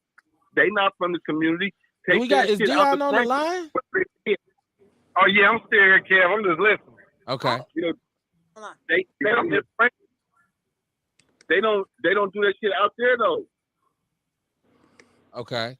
So Dion, when you say leave him alone, because we got him on the line, right? What the fuck? yeah, I'm here. I just look at it like it's a waste of energy though. You know, like check it out, right, cuz. I feel hold on, cuz. I listen to you. Now let me tell you. I used to live on 11th and Atkinson, 19th East, 27th and Atkinson. You know what I'm saying? I've been coming to the hot spot, been there for years. It's other entities in Milwaukee just like the hot spot. I mean, it's like it's a waste of time. You understand what I'm saying? It's a waste of time for people to keep on going after something. So, okay, you naming all the negative stuff that the hot spot did, but what about the positivity that maybe they brought to some people? You know what I'm saying? Like, people go get their and Kim, I remember we had this conversation. But sometimes people go get their food from there. It's not no grocery store, but you might go get you some chicken wings, some cheese, some ham, whatever. Motherfuckers go bust their WIC check there. You know, none of that shit good for us either. Shit, when I used to smoke cigarettes, I knew that the hot spot had single cigarettes. But that's You all understand what negative. I'm None of saying? that shit good for I'm them. just saying, though. No, for real, So, though. yeah, check this out, right? Now, What it do? I tell you, people do go there and get their groceries, right? Which I was That old ass they shit, eat, right? old ass meat, nasty. There was a time when Nael was double charging people using food stamps through the computer in the back room, bro. I mean, I feel you though. You know what I'm saying? I never looked in depth in their history, like what they did to destroy the community. But it's plenty other instances, just like mothers. There used to be You can't mothers on say 16 leave below. alone. I used to drink. I used to go to Mother's. I'm getting a fifth of gin, pack of cigarettes. I'm using the Quest card. Mike looking out. Boom, boom, boom. You understand what I'm saying? That ain't Like, cool. for real, like it's so many places. Like I'm gonna tell you, I used to hustle. So we used to be on 12th over there on Waco by Feed Queen Barbecue. Jesse Riley's liquor store. We had a little corner store on the stove. You know what I'm saying? Like these places be almost like staples and entities in the community, though. You understand what I'm saying? It's like, okay, yeah, true enough. It might do this. It's so many other things, like I said, that like, okay, they had a methadone clinic across the street from the hot spot. My guy got killed right there on 27 Sunnyport. May he rest in peace, my nigga Eddie. You understand what I'm saying? Yeah. It's a lot of stuff that go on in the community. I just feel to keep on going after the hot spot is a waste of time. Because like I was saying one time, I just left off Atkinson today because I had to go on the east side to go make a delivery. I've been at work since 10 trying to get this money. But anyway, though, so now you hit 27 Atkinson. Boom. We had JJ's on Atkinson right there across the street from Red Snapper. Yes, sir. Then it's a liquor store on 13th. Then it's a liquor store on 13th at Atkinson. Then it's a liquor store on 11th at Atkinson, my nigga D-Nim and his wife, Michelle. Then once you go down there by the women's prison, it's a liquor store right there. Then it used to be a Love's right there. Then if you go down the street on, what's that, Marlowe? Used to be CC's. Yeah. Then if you go down the street, right there on Lurk, what's that, 3rd and Chambers right there? It's another liquor store. So it's so And ain't many none of that shit good for the community. Pick one and start there. I just look at it like, hold on, though. and my Hey, thing Dion. was- Yeah, I do want to What make up? one point. J&J's was a tavern. J&J's was a tavern which was family owned, which had been there since 1978, which is our home. That's my neighborhood. That's my neighborhood bar, right? You can go in there. A lot of crazy, wild shit happened at J&J's, and it wasn't all positive. As a matter of fact, the thing that got it shut down was the death of my homie J-Dub. Rest in peace to J-Dub, who was murdered right in front of J&J. My guy got killed up in there. Yup. Yeah. So I mean, I get what you're saying. You're saying, well, it was a staple of the community, but it was also a source of a lot of negativity. There was a lot of shit. A lot of crack got sold out of J&J's, right? Like it was. All right, and then think about, but I'm just going around the city of Milwaukee. Now think about on 27 Burlock at the gas station. They getting down everything. You know what I'm saying? Yeah. So if we just gonna go after every little thing in the community, you know what I'm saying? Then like I enjoy about it. You got to start somewhere. Right now, I've been here. I'm 56. I want to say something, man. Years, right? Okay, hold on. We're gonna make sure everybody get a chance. Hold on. Go ahead, Sean. I remember when all these stores that you were talking about, they were black owned. There was not this type of crime. There was not this type of violence. There was not this type of addiction taking place, right? These places have come in and have challenged the normals of our society. Not only have they challenged them, they have conformed them, right? They have changed the normals to be accepting to the shit that they doing.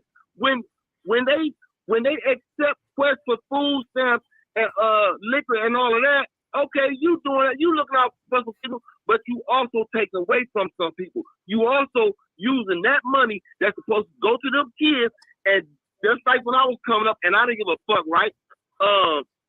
I gave a fuck about the kids though. I would take the dope money and go buy them kids food. It wasn't the right thing I was doing, but these motherfuckers, they not just looking out for people, man. They taking advantage of the systems. Okay. They taking advantage of the people. They taking advantage of the community, right? And they're the only one that. Sean, I want to get Kamar's take because he's been trying to jump in this double Dutch for a minute and he's been getting rejected. Kamar, go ahead. Yes, sir. the main thing is we talking about getting toxic shit out of our communities. You know what I mean? And like in all these stores that we talking about, all these different liquor stores, all these corner stores, the gas stations, ain't shit. None of that shit is good for us. Fuck even let's not even we ain't even get to the drugs and shit that's being sold outside of these stores and shit.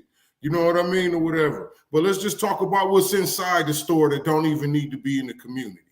You know what I mean? So we can even start there and start pointing at that, because all this bullshit that we eating out of them stores, them groceries, the meat and shit be old, the shit is full of processed food.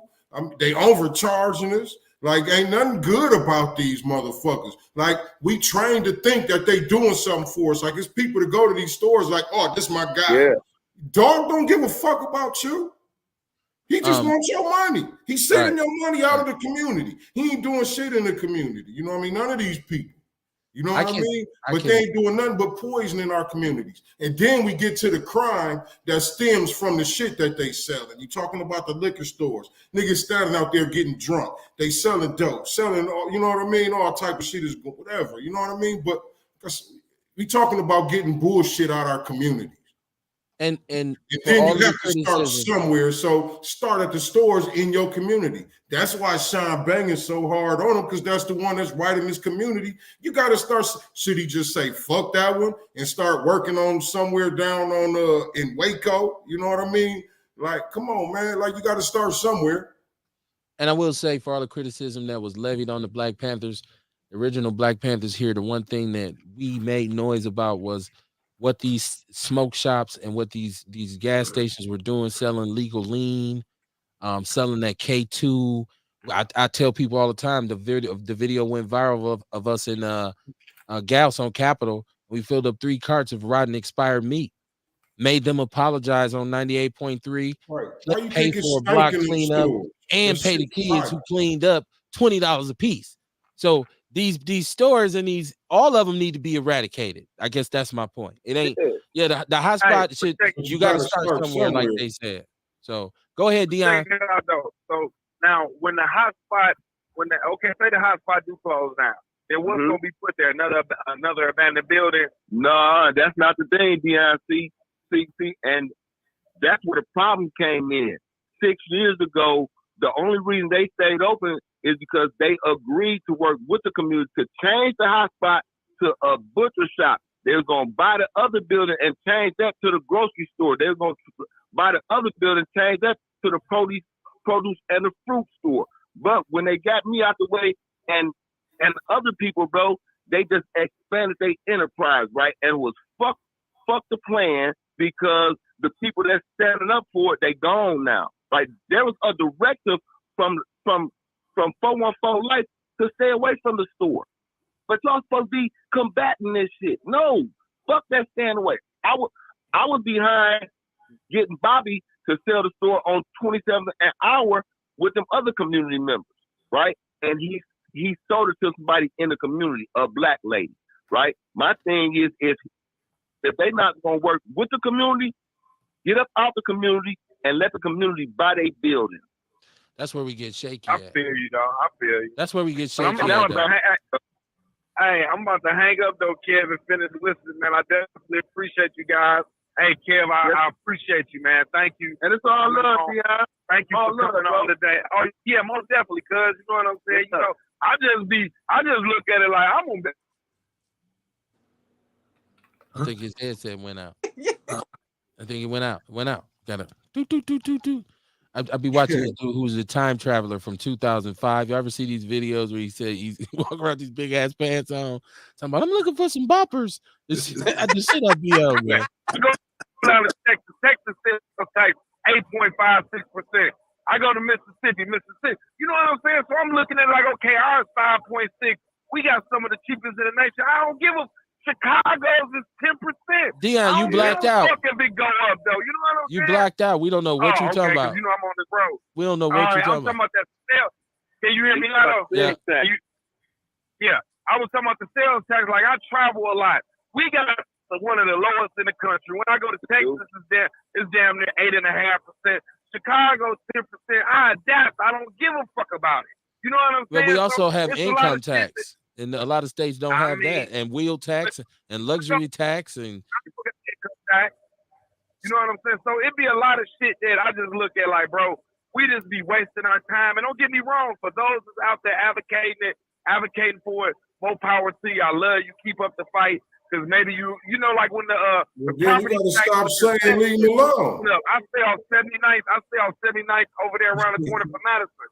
If there's 5 or 6 houses in my neighborhood that are sold for Hey, man. 100 and some thousand, maybe $200,000, I ain't got shit to do with that because if their wages went up, my motherfucking wages didn't go up. So it's a lot of shit that I feel like we just be, you know, we just go out there huffing and puffing, and these motherfuckers gonna do what they gonna do, and we can focus on other shit. You know what I'm saying? But I'm gonna hang up and listen though, man. I love y'all Outlaws, man. And y'all keep it real, bro. Y'all keep it 100 though.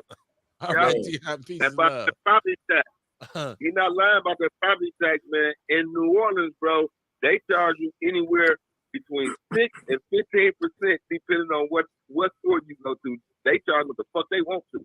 Yeah, but you also have to look at whether or not, because I know like in Minnesota they don't pay taxes on food.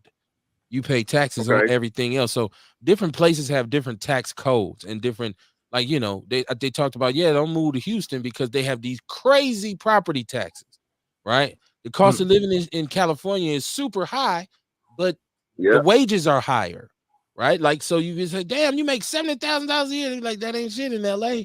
Like, oh shit. That's still, you know, so we got to understand, you know, of course, Chicago has also legalized marijuana. So they get tax revenue from that. And they also have forever charged you to drive on their highways and byways. You got to hit that toll when you go through Illinois. I don't know if you ever went down through there. Yeah. You got to hit that toll, and they got rid of the people who used to be in there. You just throw the change in the basket. Now you just show your card, or just go on through. We got your license plate You gonna get that on camera. We'll send you the bill. Just don't forget to go online and pay. Right. That's right. So, Mama Jenkins said, I grew up in a house that we were taught to save something to show him in the bedroom. I like sexy clothes, but there's a time and place for everything. Millie Jackson was X-rated and she did it to get paid. Nowadays, it's free for all daily. I think people do that to get paid, though. I think people start OnlyFans and people go and get Pornhub accounts and That's stuff where they should do because it. they make money off of it. That's what they A should lot be of these doing. people, them reels that we looking at on Facebook, and then you go on there, it's a link tree. She got from OnlyFans to Instagram to everything to Twitter, and it's like people are making money off of this. So I don't think they just necessarily. Some people are doing the shit for free though. Some of y'all just practicing. Some of y'all real professionals, right? Like you know more about video production than the average television station. Sharon Evans said, I watch a lot of the TV show Paternity Court, and very often those guys that fall in love with the stripper girl, but then he not the baby's daddy. It's more Povich shit. Hey, look, the girls that Megan Thee Stallion pulled on stage from the audience, a lot of them, I doubt if they got paid for showing their ass. You don't think so? You don't think Megan gave them a stipend or something? No. What? They got flued in, they got the drink, they pop bottles, they stayed in the hotel. They came out the audience. Right. What they wound up doing at the end, let me check this out, right? They actually had the lowest sales, like at this part, like this day when Megan Thee Stallion and was there, you know what I mean? They had the lowest sales. They was actually giving tickets away. Okay. You know what I mean? And a lot of them tickets went to a bunch of HBU students and stuff like that. Okay. Because didn't nobody even want to come see that shit. Okay, so the twerking brought it back to life. It got it lit up. No, not really. Oh, I don't. Twerking say today. It's like because they was planning to do that anyway, but just didn't know what nobody, you know what I mean, wasn't nobody trying to go see that shit. Yeah. Because you got to look at the demographic of people that go to the Essence Fest. You know what I mean? A lot of them be graduates from HBCUs where they up in their upper 30s and 40s and shit. You know what I'm saying? Yeah, sororities and fraternities. And they smart people. Right? They networking. They going down there trying to catch on. With all that extra shit. That's why they didn't even buy the tickets to go. You probably could get a booth down there and sell your wares. You take some smoothies and some books. Probably could have got juice a free booth that day. But man, you know, right? Like, no, come on, you come on all the way up front. He on stage with Megan. Is that Kamar twerking? No, I'm just joking. Shout out to Dion. Listen, shout out to Dion because Dion always brings a Milwaukee perspective to everything. It cracks me the fuck up when he said, "Shit, when I wanted a cigarette, I was my spot. I knew I could get a single cigarette." It's like, I appreciate the diversity and perspective though, because Right. yeah, yeah. that's how a lot of people think. Man, they looking out. Shit, they let me buy Lucy's. They let me buy weed with Quest. They my hero. You let me buy liquor with my food stamps. That That's is my a guy. hookup. That's That's the my hook, man. guy. Man, you say, But well, that's what we how a gonna lot of do? people. That's how a lot You of got people no feel. cash. Don't worry about it. I get the hookup at the hotspot. Right. People go up and like, doo-doo, get them bottled gin, you know, couple wraps, backwoods, all that good stuff. So but the point is, we just said we've been conditioned to think this is a hookup when it's really an unhinging, right? Right. It's really what's knocking the caboose loose. It's Right. because you serving up dysfunction in the bag. But I Right. do understand how And people who are that's why I said, like, let's look at what's going on before you even get to the drugs. Like, these motherfucking stores is horrible. They poisoning our kids. Well, look, we got to go to these stores. We getting to be going like he said. A lot of these families got to go to these stores, the grocery shop, right? Right. Food desert. Our community is the most unhealthy community. Like, it's a fact. We eating the most bullshit. right. A lot of it too. Them motherfuckers make a mint off hot flamings, right? See that Man, you know documentary what I'm on saying? that show, that biopic. Is it biopic or biopic? I think that's a great debate. The Netflix. That about the Mexican dude who made the hot Cheeto dust. Y'all should I Hey, ain't that watched it yet, that was an inspiring movie, though. Okay. At the same time, that was inspiring, man. Like, you know what I mean? What I got out of it was, you know, no matter what, you know what I mean? No matter what, man, you got to plan, run with it. Don't let nobody tell you no, you know what I'm saying? Right. He went over his bosses and them head to go to the head dude to give him this shit. You know what I'm saying? Got to keep hustling, man. Got to keep going, man. Don't take no for an answer. Just go for it. The crazy thing is, though, like, it just show you how different people can get different messages. Cause like, even with that being inspiring, if you think about it, like I used to do like 2 bags of dollar bag of Flaming Hots a day in high school. I get one on the way to school and then one on the way home from the 12 bus stop when I used to catch it on 91st and Hampton. And when you look at Flaming Hots and shit like that, that red 40, if you look up the red dye 40 and what all it causes in children and how it's being linked to ADHD and shit like that, and then all when you type of shit. and then when you look at the actual Flaming Hots, the hot shit, so many kids are now going to urgent care and the emergency with stomach problems, gastroenteritis, because of the Flaming Hots and the Takis and shit like that. Right. So it's like it definitely could be an inspiring story, you know, just show how to fuck with your hustle. Right. But on the flip Dude, side, it's like the life story of the dude who invented Newports. Man, what a creative dude. But damn, he invented Newports and shit. I mean, you definitely can get a message from anywhere though. You know, eat the meat, spit the bone. All right, who's the first dude to freebase? Well, man, he created a whole new economy. Crack. Hey, now, check this out though. On the movie, when they made they Flaming Hots, when they first made the hot ones, him and his wife went to the store and got a bunch of peppers and ground them up and did it the right way. Right. You see what I'm saying? So at least they had it going the right way. Now, when they took that shit and started manufacturing it, that's when they changed that whole demonstration. Just like Famous Amos. You know, when Famous Amos made the cookies, they wasn't bullshit. But then when them folk got a hold of it, now I got all kind of bullshit. They took his company from him. Earl, you right. It is time for a cleanup, and it has to start somewhere.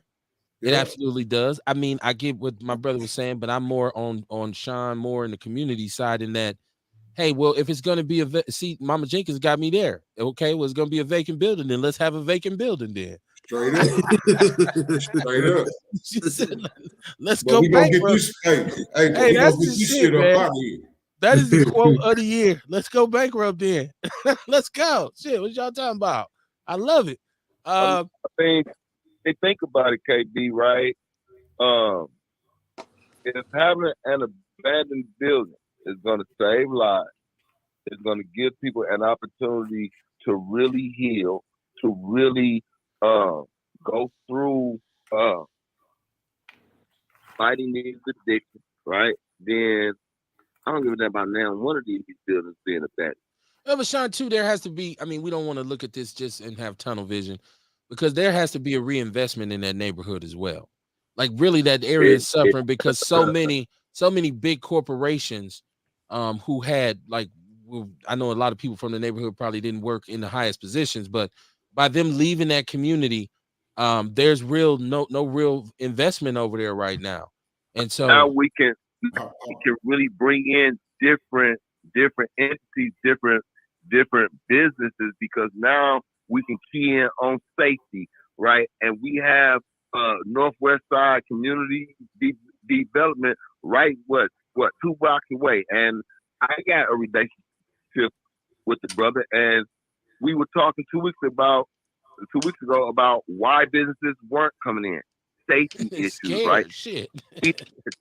And right, and we know that that place is one of the epicenters of the violence and crime in this community. You said So 90% of the remove that crime in so the that we state can come start. from there, right? You said 90% of the crime in the country come from the hotspot. Then you said, Hey, That how I about said that this? How about this? How about we get them out of I there? said that they want to remove kill it, Tom Hey, Cruise. how about this? How about the hot once spot we get out of remove there, it, and then how about the hot spot get put out, and then we figure that out later? You know what I mean? All right, I okay. mean, who knows, man? Somebody may ain't decide to nobody go. gonna invest in that. Somebody may decide to go and hop in there You get and a do bid. something with it. You know what I'm saying? Like somebody like me, possibly. You know, hey, look, check this out. Shout out to the House of Vitality, August 5th. We got a soft opening at the Sherman Phoenix. Somebody like me might decide to go in there and do it. But Right. the objective is to get them Man, motherfuckers for out. real. You Right. dig I what I'm mean, saying? why don't they get The a objective bid, is Sean? to get them out. Why can't they get If a the bid? common council, why can't who get a bid? That neighborhood. If you can get rid of the hotspot and then just get a bid over there. If of the hot spot, right? If we can get them out of this area, man, we can draw in so much positivity and growth because we can show that crime is dissipating, right? We can really start to attack the elements that are left over from that store, right? And we can start bringing in different avenues, different opportunities. We can show these people. So listen, man, I was doing it. We were doing it. So I know that it can work. Hey, and people gonna say though, ain't they just gonna find somewhere else to go? Let's be realistic, because that's not the only bad That's spot cool. over there. Okay, Because that area has several. That area has several pockets over there that produce negativity. So I don't know that it's gonna be a bright and sunny day because the hotspot is closed. I think you're just taking one step in the right direction. Listen, man, if I can go to a central place where I can get my liquor, I can get my drugs to use and to sell, right? My guns, and be protected from the police, then that's where we're going to congregate. If that place is gone, all of those elements dissipate. All of that disappears. It disappears. Let me tell you why, right? Because that's their safety. That's their safety net, right? These cameras and this audio that is around the store is controlled by those who control the drug trade. The police come in there to speak with them about who should be arrested, right?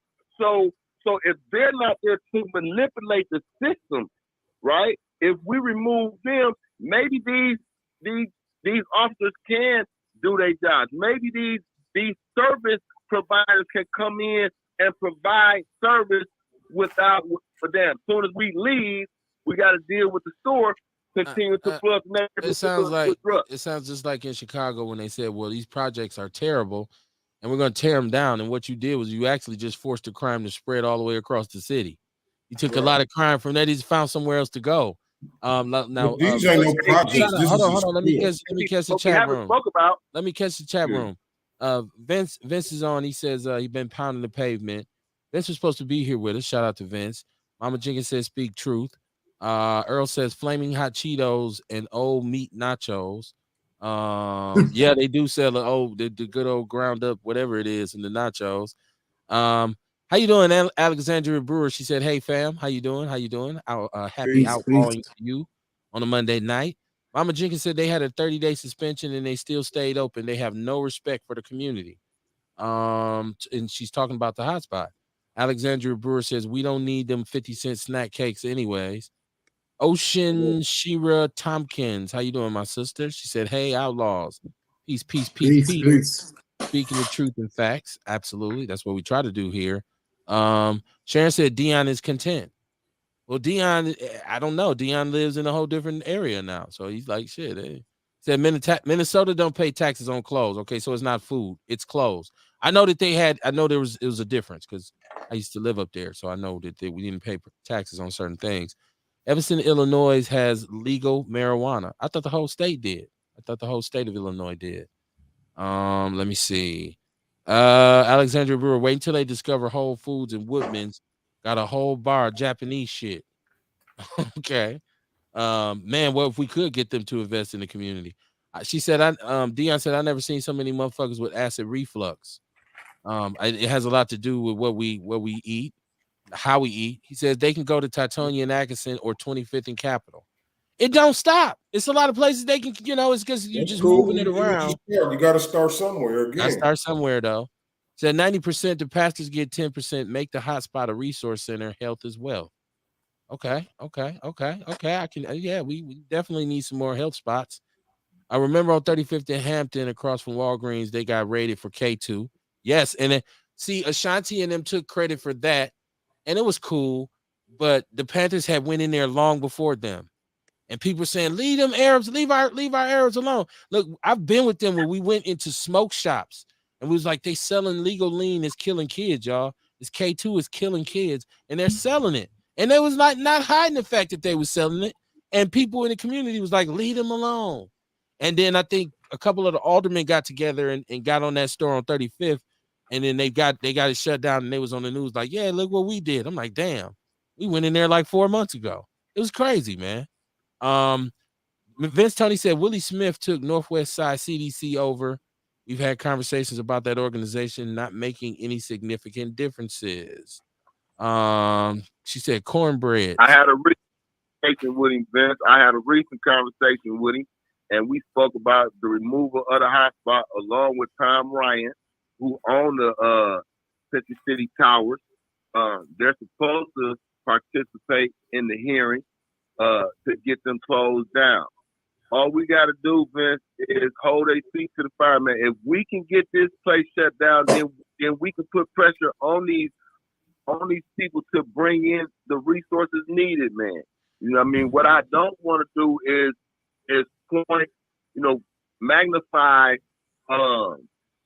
any of their failures, right? I want to mitigate all that personal shit and focus on the hot spot and what the hot spot has done to the community and how the hot spot has transformed our community to what was once one of the most prominent communities in America, right? Next to Rufus King for Black people to a third world country. If we stay focused on the issues, man, we can get this store closed down. We don't need to isolate. We don't need to push nobody away right now.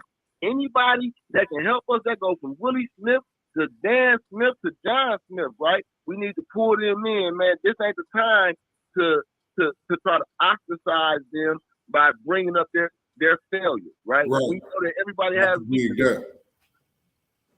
Let's mitigate that shit, man. Amplify their strength and make them use their strength so that we can rebuild our community. Right. Okay. And then have a twerk off once they close it so that we can, pin Miss Twerk something 2023 and put her on the Juneteenth day. Say something for the folks. What you say, Kamar? What they be saying? Hey.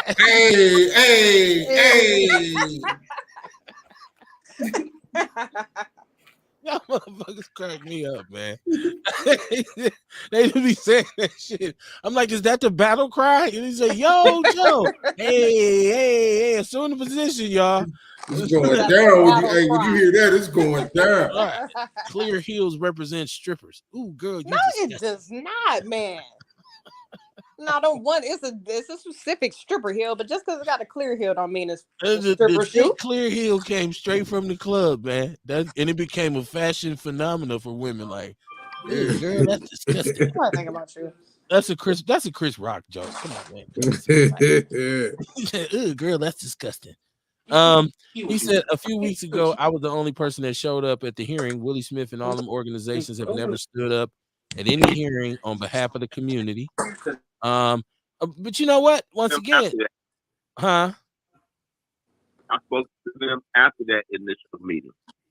Okay. I went up in that building and had a meeting with Willie. Mama Jenkins said it's Absolutely. not about Sean. It's about what's going on that corner. I like to know, Ocean Shira, who's Cornbread? She said Cornbread. Well said. Is somebody named nickname Cornbread? She said Cornbread. Call me Cornbread. Shut your ass up. No, I like cornbread. she calls you I Cornbread. like cornbread. I like cornbread. She called me cornbread. Oh, I asked, was somebody, why you get upset? Cornbread. I told you. All you had to do was say present. I was Cornbread. It's me. Right? That's all you had to say. I that baby Pappy. Nah, he got mad. Said, "Fuck you, nigga. Whatever. It's like cornbread. Goddamn it. You gonna eat your cornbread?" Okay, cornbread. Okay. Hey, Sean. Yeah. Hey, Sean. I talked to Blade today. What up? I said I talked to Blade today, man. Yeah, I'm waiting on him to come on home, man. I'm trying to stay around until he come home. I got out. He went in the next day. I ain't seen him since. Hey, look, he just went to the board, man, about a month or two ago, and he looking towards October. Man, be a lot of happy people about that. Yeah, he I'm waiting on him, man. We gonna throw him something down at 340 when he come home. We gonna welcome him home the right way. Shout out to Cornbread and everybody else who's called in tonight. I'm never saying Sean again. Is this Cornbread on the line? Hey, let me say something too, KB. I need to say this right. Go ahead, Cornbread. I really believe that Ruben has played a part in getting this hotspot hearing taking place, and we don't really talk, but if he did do that, I want to let him know that I appreciate it, and the community appreciate him and anybody else taking notice of the trials and tribulations that we going through, man. Okay. And outside of personal differences, right? If we can show that we can still come together to fix some of these issues, maybe other people can see that shit too. You know what I mean? Other races do it. We need to show that we can do it too. Oh yeah, because you and Ruben did get to slap boxing on the show one time. I forgot all about that. Y'all was on here. If he did initiate that, I would like to tell him thank you. So Ruben's out here though. He's on the road. He's doing a lot of stuff, man. That brother's traveling, man. I seen him one time saying how he was tired because he had been on the road and he's just trying to, go and help people and trying to really establish some stuff. So yeah, you're right, Sean. Shout out to him, man, wherever he's at. I hope he's normally listening. But I don't know where he's at tonight. So, but if he, like, I echo your sentiment that if he's responsible for, the start of this, and the implementation of these, I like the fact that you're going to have a meeting before the actual vote so that all of the information that should be presented can be presented in front of the community if people go. Dion says the hotspot got lashes and hair. Boy, it's gonna be a lot of women angry about that. Is that a place where you to get your lashes at? I don't know. I didn't know that they, I didn't know that. Mama Jenkins said we thank all the people that are on this journey with us to help save our city. That is a very powerful statement because you look at Milwaukee and you say, how the hell are we gonna fix this? But I would say to people that over time there's been situations where people face insurmountable odds, and the fact that they kept fighting, that they kept pushing through was kind of like the blessing of the day. like Kamar just said, that it was inspiring to see the brother push on through to get the Cheeto dust made. But we don't have to look no further than anything that we've had our hand in this country as people of color. We've always had to keep pushing. Perseverance is one of the biggest and most positive traits. When you talk about black people, you have not met a people who are more persistent and persevere more than us. I mean, come on, like our very history is that we took spare parts that they gave us and we made them into a delicacy. Now they want to eat them. Like now he said, can I get some chitterlings? Like, you know what the fuck you eating, right? And you know why they was eating that shit, right? I mean, who said, let's figure out how to take these feet off these pigs and feed these kids tonight? That was us, right? So I get to the point where I want to get mad and shout out to Big Mike Kimmett, because I was talking to Mike Kimmett last night and we had it's always fun when you talk to to Mike Kimmett, not Sean Moore, not Cornbread. But no, Big Mike, shout out to Big Mike, man. I know, man. I just had to, I had to make sure you're still on the phone. But no, Big Mike and I had a very good conversation, and he just kind of let me know, like, Kev, you can't stop. You can't stop. You can't get frustrated. You can't get emotional about it. You can't let false information, the way they present statistics to you is false. When they give you a false narrative on black crime, or why crime is so much higher in the black community when it's crime everywhere in every community, right? Like, and so they try to pigeonhole you with certain kind of narratives, and you'll go running with them and be like, oh fuck, this is all bad. And he'd be like, he told me you have to look through. Sometimes you got to look through the details. You got to sift through it and figure out that it's all an attempt to distract us and disillusion us anyways, right? Like, misdirection is the name of the day. Let me see. I think this might be Vince. Let me see. Vincenzo, how you doing tonight? No, that's my Italian mobster voice, y'all. What's up, Vince? That wasn't good, Kev. It I wasn't. know, Don't I do that know. no more. Will Don't was do like, that. what the fuck was Yeah, that? don't do that no more. I Was love he mob Yiddish? movies. You gonna fuck it up for me. Was he Yiddish? And Vince hung up like, I got the wrong damn show. Is this Vince on the line? Yeah, everybody Steven hung up. hung up. Everybody hung up. Everybody said, fuck Kev. Yeah, That don't do black that no ass. more. Don't do that. Clearly. My bad. Forget about it. Oh God. Yeah, what's up, Ken? What's happening, Vince? Turn your device down for me, Hey, man. Everybody make sure their hey, devices are turned down. I turned mine off. Okay. I'm gonna make sure Sean Moore's calling in. Because Sean the call with the TV playing, he watching That's Love all. and Hip Hop and all kinds of shit back. Stevie, Man, don't send you me hung back up. to the strip club. You hung me and Vince up, man. You hung us both up. We talking to each other and we get disconnected. What's going on, Vince? How you doing, man? Hey, not bad at all. Hey, Kev, what I did yesterday, I went out and I went to about 15 to 20 churches yesterday, and I asked them for their help in this licensing committee thing. Fortunately, Pastor Ivy from New Hope Baptist Church opened his church up for tomorrow at 5:30 for the community to have a meeting. I invited the person from the hotspot. I invited all the person, the people in the community to come talk it out, because the vote comes this Thursday. So I'm not sure what's going to happen tomorrow, who's going to show up, but we'll see who's going to be there. But we're going to have that discussion with the store owner there, so he can know how the people in the community feel. We can know how he feels, and the common council can go down there and make a decision that's based upon the community and not a 30-foot circle around the hotspot. Okay. And so And this today, the license that went they're out, up for, is this their liquor permit, or is this like an occupancy permit? it's a liquor license. Okay. Their liquor and their food. Liquor, food, and malt. So when I went to the hearing, and we were talking about the liquor license. So that's as far as they got at the hearing that I was at, was the liquor license. They didn't talk about the food or anything else. If they do, then that's a different issue. I don't care about the food or whatever. I care about the liquor license right now. If somebody else is going after the food, go for it.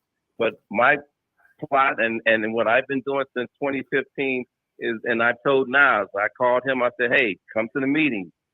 If your liquor license ever come up from renewal, and he knows we've had this conversation, I'm 10 toes down at the city hall against it. You can do whatever else you want to do, but that liquor license comes up, I'm 10 toes down. And that's it. Okay. And we got to push this through the People's Network. or the People's News Network, Vince. So you got to post that in that group. I know, but you've been posting it, this information everywhere. But I really want you to just keep pushing it, so people can know, that this is tomorrow or Thursday, and like this is a Yeah, chance. Thursday. Yeah. It's a chance to really have your voice be heard, right? And What time is that Thursday, Vince? Pardon me? What time is that Thursday? It's at 10 o'clock Thursday, and tomorrow at New Hope Baptist Church at 5:30. Hopefully they'll show up and show out. We'll see. To be determined. But the meeting is Thursday. Alderman Pratt comes there. She'll get a message of what happened, and she'll hear about what her daddy did and what her predecessor did, and we'll go from there. Well, I got a question for her because her daddy denied them their liquor license for the longest. It wasn't until Ashanti Hamilton came in office that they got their liquor license. And now she wants to keep it going. I'm not understanding the dynamics of this shit. Well, you don't know the dynamics is that there's other things in the community. He's a liaison for the hotspot. He approached one of my members on some bull crap, and she won't even come to meetings because she's still broken by what he did to her. And she had never come to her house as an alder person, but he came to her house on behalf of the hotspot. And Kev, that's the video that I wanted to give you today, but I was out pounding the pavement, didn't get back until late. But that's one of the things we're going to talk about tomorrow, and I'm going to show the video tomorrow. Okay. And they'll get a clear understanding of what happened and how it happened and who all were involved, and they'll get a clear picture of it. If it's not a done deal, I'm just going to throw my hands up and say, fuck it. So do you think I should show the video tomorrow of the drug interaction, or should I wait until Thursday? Well, tomorrow's meeting is a meeting about the hotspot and the license, the liquor license. Well, not about anything else. Whatever you got, take it to the committee.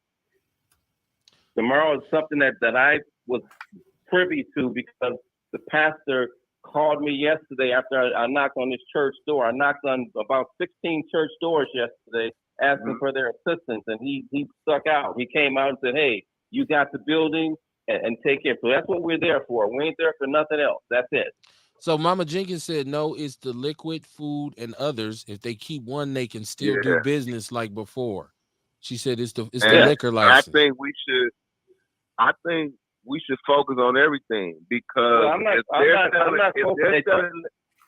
let me finish. If they're selling weed for Quest cars, we know that they selling liquor for Quest cars too, right? That right there is a totally different violation. So why not compile as many violations as possible on them to show that this is a pattern, and it is a pattern that has continued for over a decade. Right, because I'm not trying to get the meeting tomorrow to be like 5 or 6 different things we're talking about. We're going to talk about one thing. If that needs to be brought up at the Common Council hearing on Thursday, bring it up. But tomorrow, we're not going to get discombobulated because then it becomes a big shouting match. We're not going to have that. It's going to be organized, and we're going to be focused on one thing.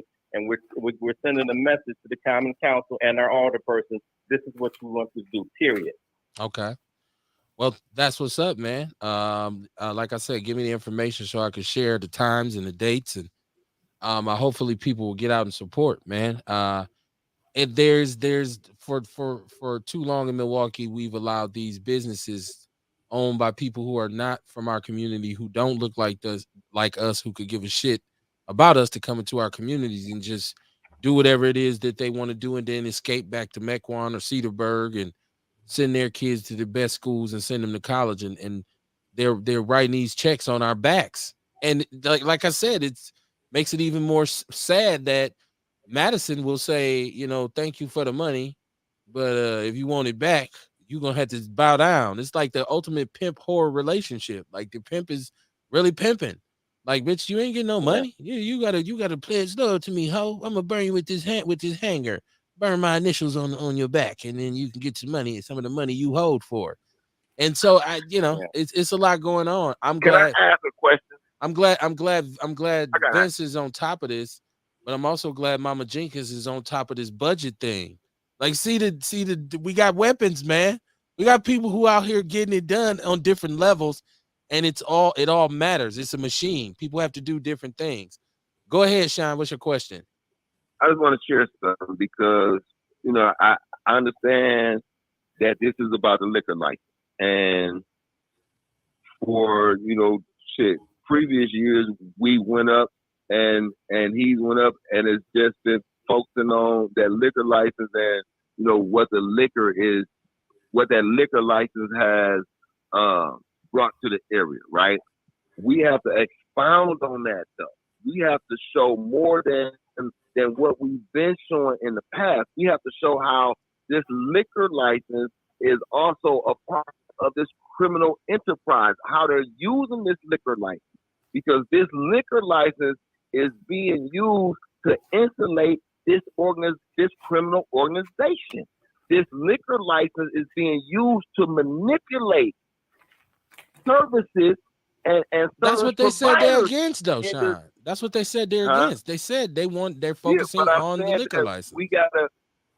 What I'm saying is we have to expound on the reasons behind the liquor license. We can't just say, hey, well, the liquor is bringing violence because shit, everybody got a liquor license. But it sounds like they're going to be able to present the problems with them being able to sell liquor. They ain't gonna just go in there and say, well, get rid of the liquor. Why? Well, we don't know. It sounds like they're gonna be pretty thorough in covering. He said we're just focused on the liquor license. We ain't worried about no food. We ain't worried about nothing else. Mama Jenkins said you need to get them all so that they can't do business anymore. Vince said we're just focusing on this license. Closed down, period.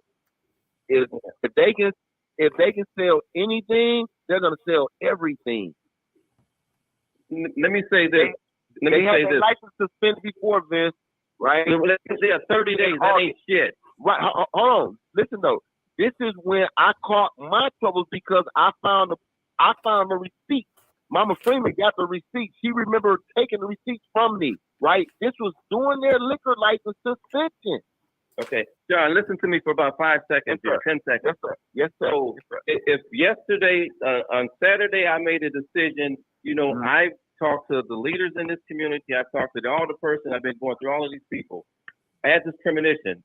I'm going to go out here. I'm going to knock on these church doors.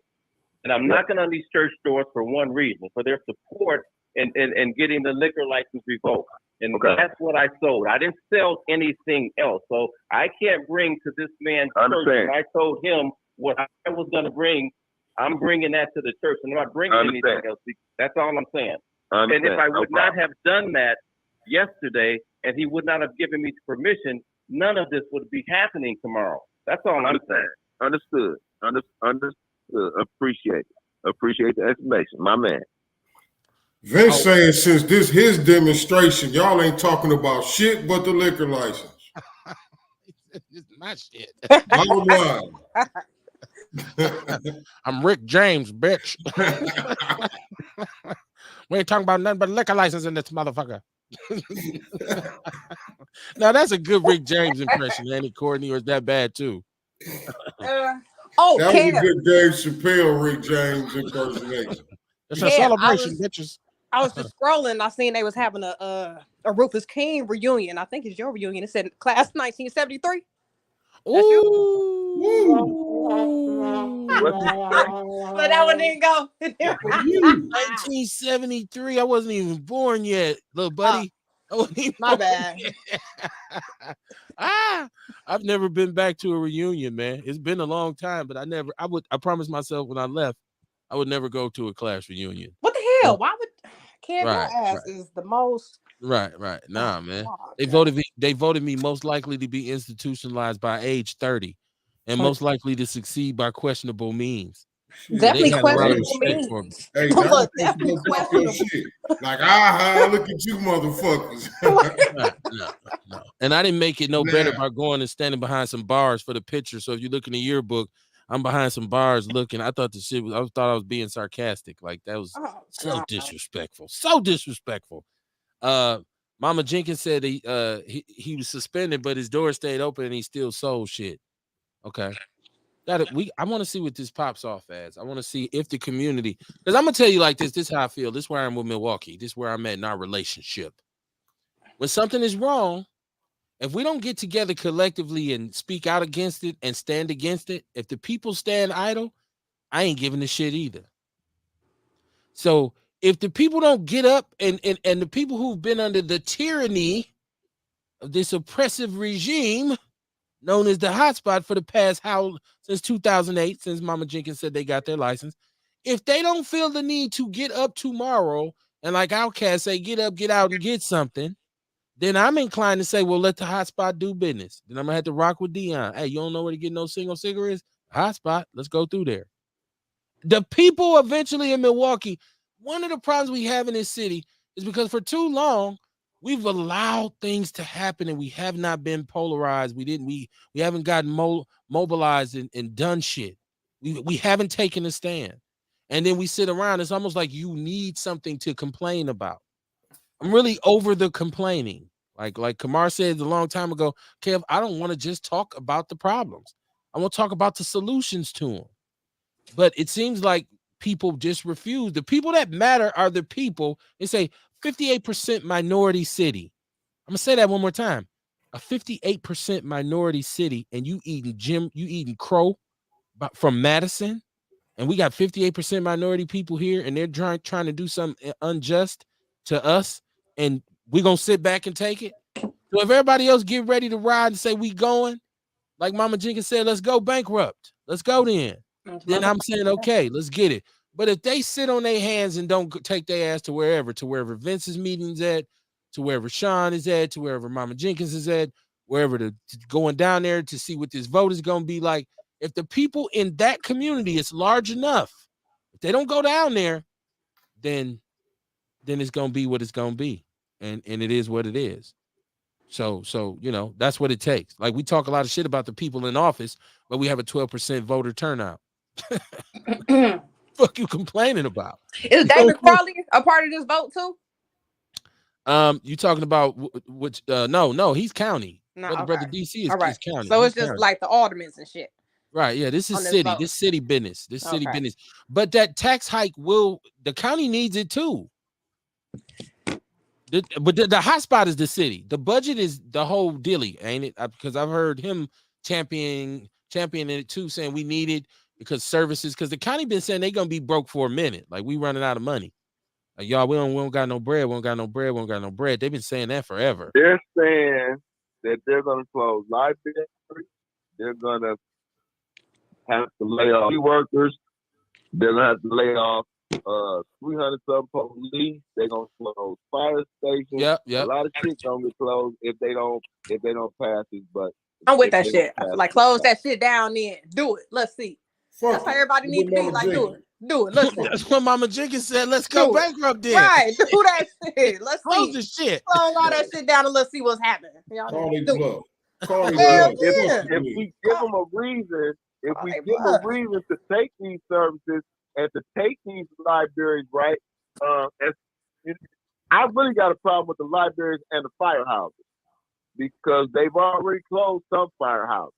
But the library, right? We know the need for education. You know what I mean? And they already don't want us speaking about or learning about us, and if we can give them the reason or an opportunity to deny us more, then I don't think we should just look at it like, well, shit, close it down and let's suffer through this shit because it may not affect me as much as it's going to affect my grandkids.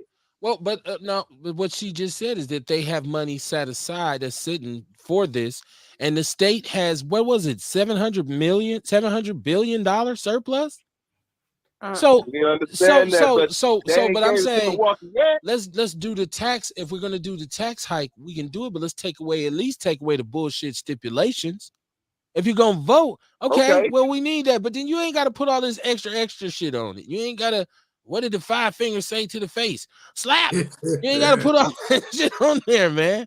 Like it's. So let's make them change that shit, right? But we make them change it by saying, "Fuck it, turn it down, turn it down in this entity. Make them go back to the table. Make them go back to the table." You know what I mean? Because if we go bankrupt, they lose their goddamn jobs too. So ha, right? They So ain't gonna play let that happen. right. Say fuck around and find out. Mama Jenkins said donate to the books to the schools. There's a contentious fine with 46 million, and that ain't gonna last a long time trying to run this city with all of the services that we talking about. But I just feel like if we reject it, they got to go back to the table and do something different.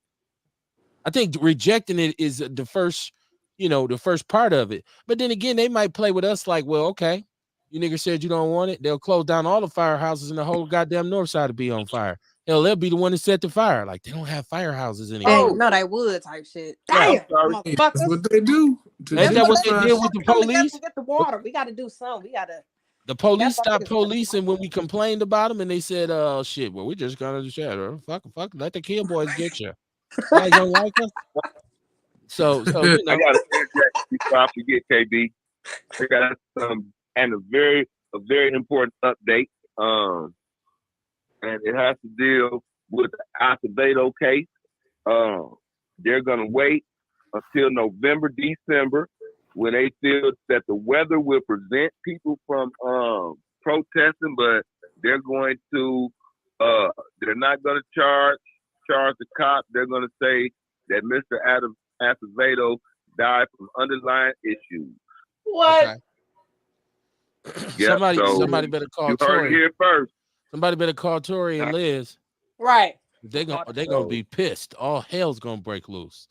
Um, Vince said, "I'm with you, Kev. If they show up and show out, if he said, I'm with you, Kev.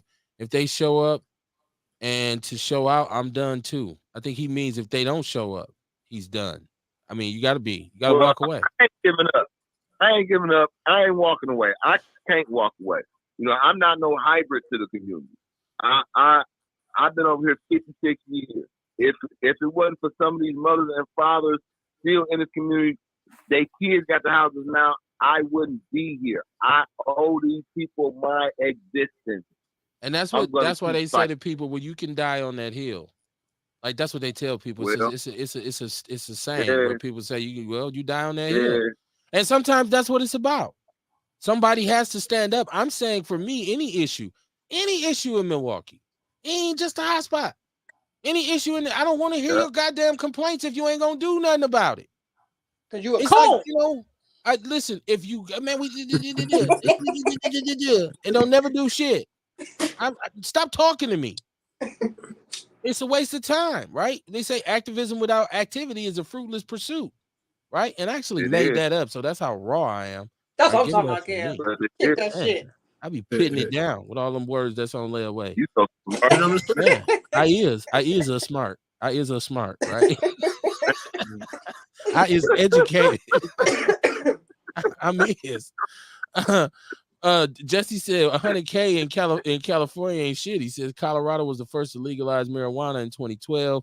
They made billions of dollars in revenue, and they have no idea what the money goes towards besides their dispensary owners and the packers.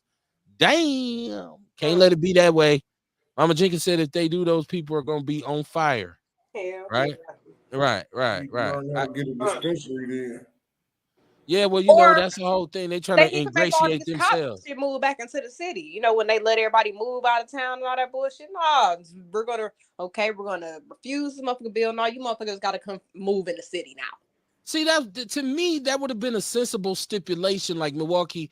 In order to prevent this from happening again, you have to reinstitute your residency requirements because you're losing a lot of tax revenue by allowing city workers to live wherever they want to, instead of saying something about DEI or some other bullshit. Like I just feel like the shit they put on it made it seem like we trying to slap. To me, I always feel like they're trying to slap black people in the face. Like it's like you trying to embarrass black people. Like that, but maybe that's just my Negro paranoia. I don't know. My Negro No, senses get to tingling sometimes. They you get to right. tingling. And it also Right. remind me a little bit of like when you having an argument with somebody and they bring up some shit that ain't got nothing to do with the conversation. Like diversity, equity, inclusion ain't got shit to do with nothing. We talk, it's one of them Right. things. It's that attack on woke and I heard Willie D, and I think this is where I'm gonna close off tonight. Willie D, if y'all know, I like Willie D. I love I loved Willie D as a rapper. I love the Ghetto Boys. So I was a tremendous fan. I did have a great interview with Willie D years ago, and I still would love to shout him out just because I was just somebody trying to do a show, and he peeped it, and he had heard about Milwaukee, he had heard about Sheriff Clark, so he came on. We had a great show. It was more about what was going on in our communities versus music. I know he's bigger now in terms of the podcast in the podverse. I'd like to get him back on, but he said something very interesting to me because he said that he hates woke black people. He said woke black people get on his nerves. He said he's tired of hearing these supposedly woke black people come on and talk about all the bad things in the community and all the bad people and saying, you know, them niggas and this and that. And he said he felt like it was divisive for them to do so. And he said he feels like we don't need to put the bad stuff in the community on Front Street all the time and go around woofing about it. So he was saying he doesn't like black woke people. And I know white people don't like white woke people. So I'm thinking woke people better run. Like, what the fuck is, you know, it's like now it's a whole movement against people who try to stand and try to advocate. I don't necessarily agree with Willie D on this. I do understand Hey, people who are Kev, I've been saying ambulance the same chasers. shit since years I ago. do When we, understand people who are ambulance chasers who do run around chasing to try to make a buck. I get what he's saying in that regard, but I think you got to speak out about what's going on. Go ahead, Kamar. well, you know, it's the narrative of what woke is now. Remember, a long time ago, I used to say I hate when people say conscious people or woke people because the whole thing that got twisted. I was saying that a couple years ago. You know what I mean? Because there's levels to that shit. Like you could just say a motherfucker know about society. They in tune what's going on in the community. You know what I mean? Well, you know what I mean? You just society conscious. You know what I'm saying? You ain't Right. spiritually conscious. It's different. You know what I mean? And then like they done took that shit and put a spin on it to where it's like if you don't like a narrative that's going on out here, you woke or you conscious. You know what I'm saying? So it ain't even what it originally was. Right. But it seemed like he was more pointed towards the black community. I get Yeah, the yeah, exactly. like, And but it's the you know, black folks carry that narrative.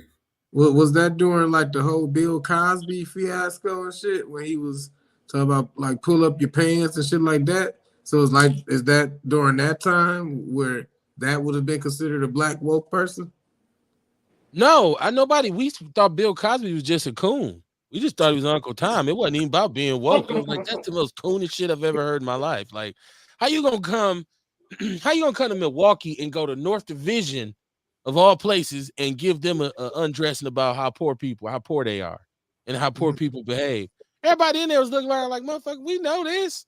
We thought you came to write a check or something. You supposed to be America's dad. That's the pound cake speech. They call it the infamous pound cake speech. Why niggas don't never get up and yell or something? Like, nigga, you being a cool. Why everybody just sat Because it there was Bill quiet and took Cosby. it? And at that time, he still held sway. And I remember, rest in peace to Eugene Kane. I used to read, Eugene Kane used to write a column in the Milwaukee Journal Sentinel. He was the only black columnist. Well, James Cowsey was there then, but Eugene Kane was the dude, right? And I used to rock with Eugene Kane because he used to write the commentary, kind of like editorial op-ed pieces where he would, you know, really give the real about what was going on in the city.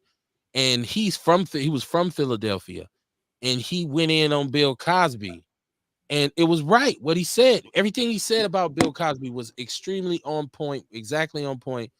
And Bill Cosby got wind of the article and got at him. I guess he called him and got at him, and he retracted his statements. Oh He shit. kind of said, "Oh well, you know, I apologize. This is Bill Cosby." Now I know, but this is before really the shit hit the fan with his R. Kelly. I mean, before he became Bill Cosby.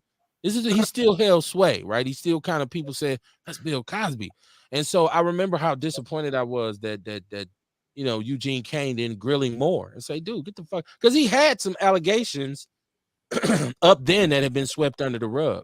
You know, he had this daughter that he had raised and for years and years and nobody knew about. And the thing with the Playboy Bunny in the 70s, that's been a story that's been just kind of lurking for years. So, but yeah, so no, that wasn't the woke, you know, woke. This I'm gonna tell you, the woke thing comes along around George Floyd. Same with Black Lives Matter. Oh, okay. And this woke thing kind of these hashtags came in where you start to see people trying to define them or separate themselves and say, look, I'm somebody who's aware of what's going on in this country and I want to speak out about it. Similar to like hippies in the 60s when they were their parents, the baby boomers, and the baby boomers were fighting against their parents, and they were saying like, man, y'all on some bullshit. So you say counterculture, and you say, oh, you fucking hippie, tree hugger. Sometimes up here now they call them bleeding heart liberals and shit like that. So it's always, a way to define people who are, and some people go overboard speaking about every goddamn thing too. Like, don't eat that. Don't you know? It's 15 of them die in the rainforest every morning, and like you just be like, dude, get the fuck away from me.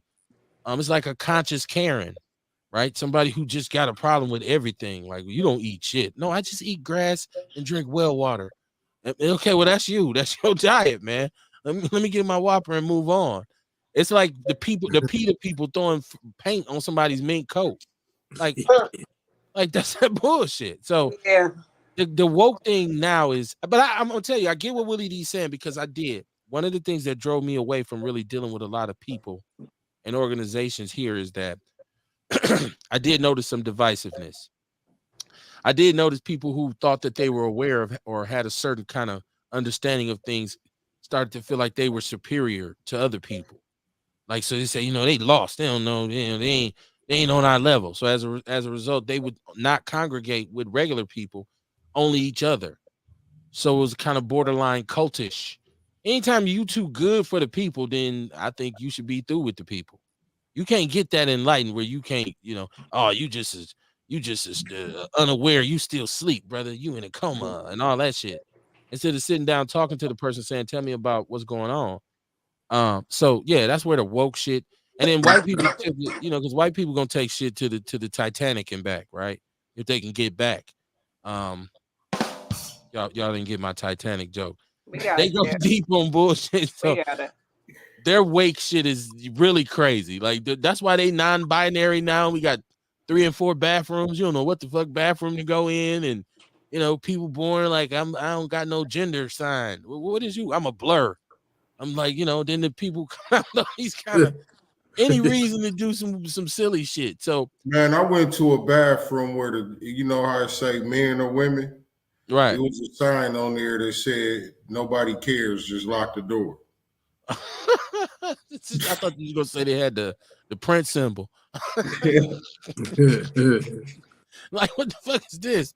But I'm just saying, people, it's not a bad thing that people become aware of things that are wrong, right? But we can't live we can't make a perfect society. We can't.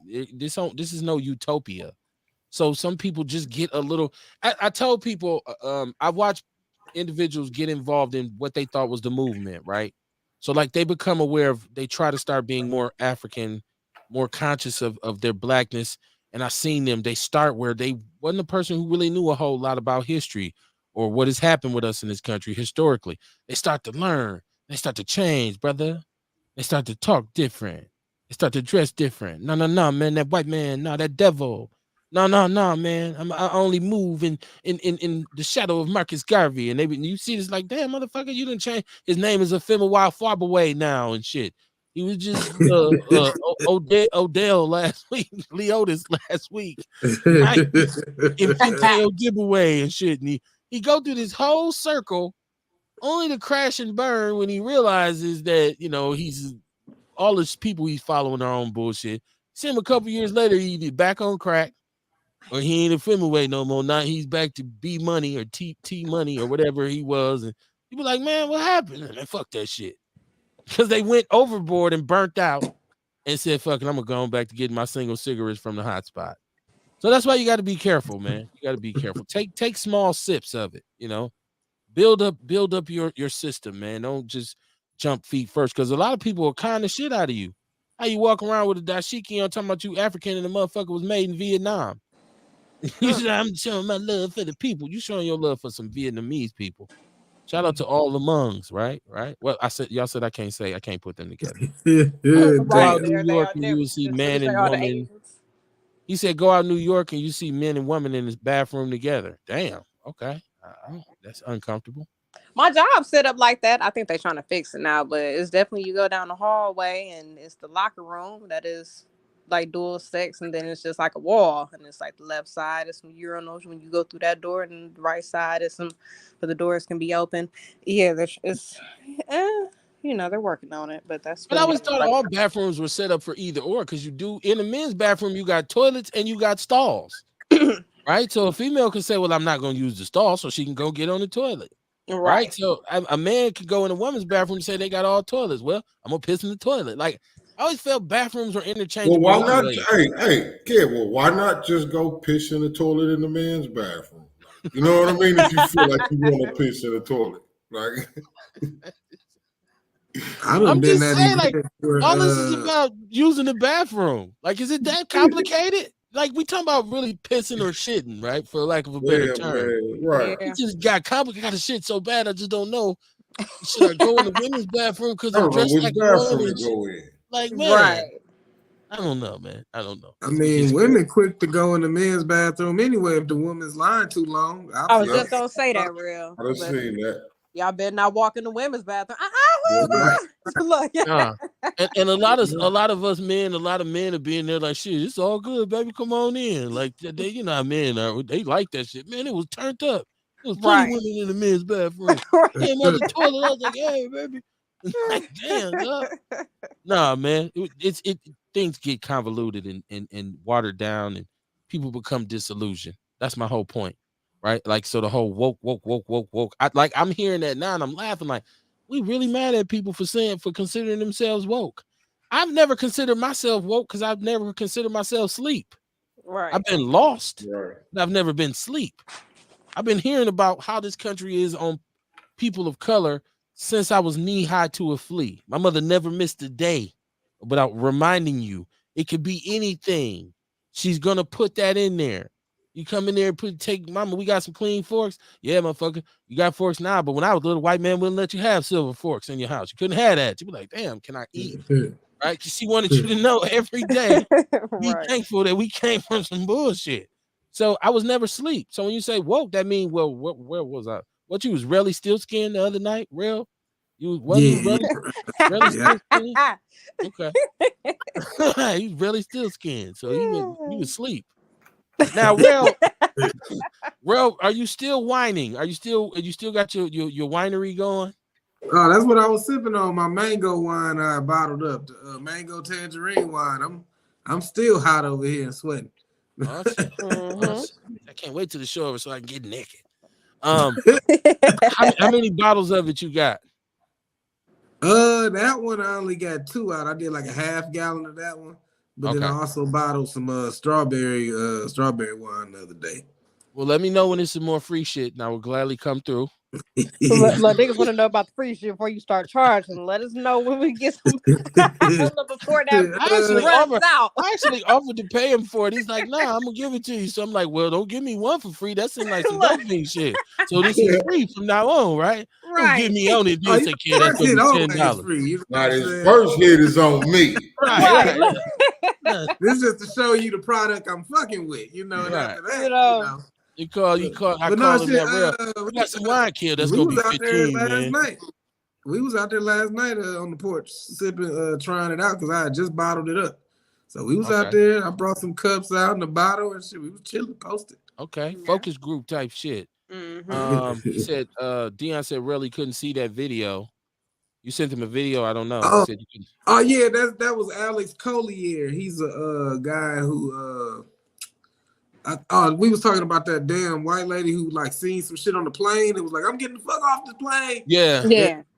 So I sent him Alex Collier, who talks about like, I don't know how deep y'all go down the rabbit hole, but he talks about how he was a contactee for the Andromedan galaxy type shit. He was just talking about reptilians and shapeshifters and shit like that. Okay. Yeah. I don't know. There's a lot of stories about this. She said the person wasn't real, and then people were saying like he was like he winked at him, but it was like an animal wink, like he had reptilian And then I said it might have eyelids. been a shapeshifter. So I sent him that video about the reptilian shapeshifters that done took over the government and shit. Okay.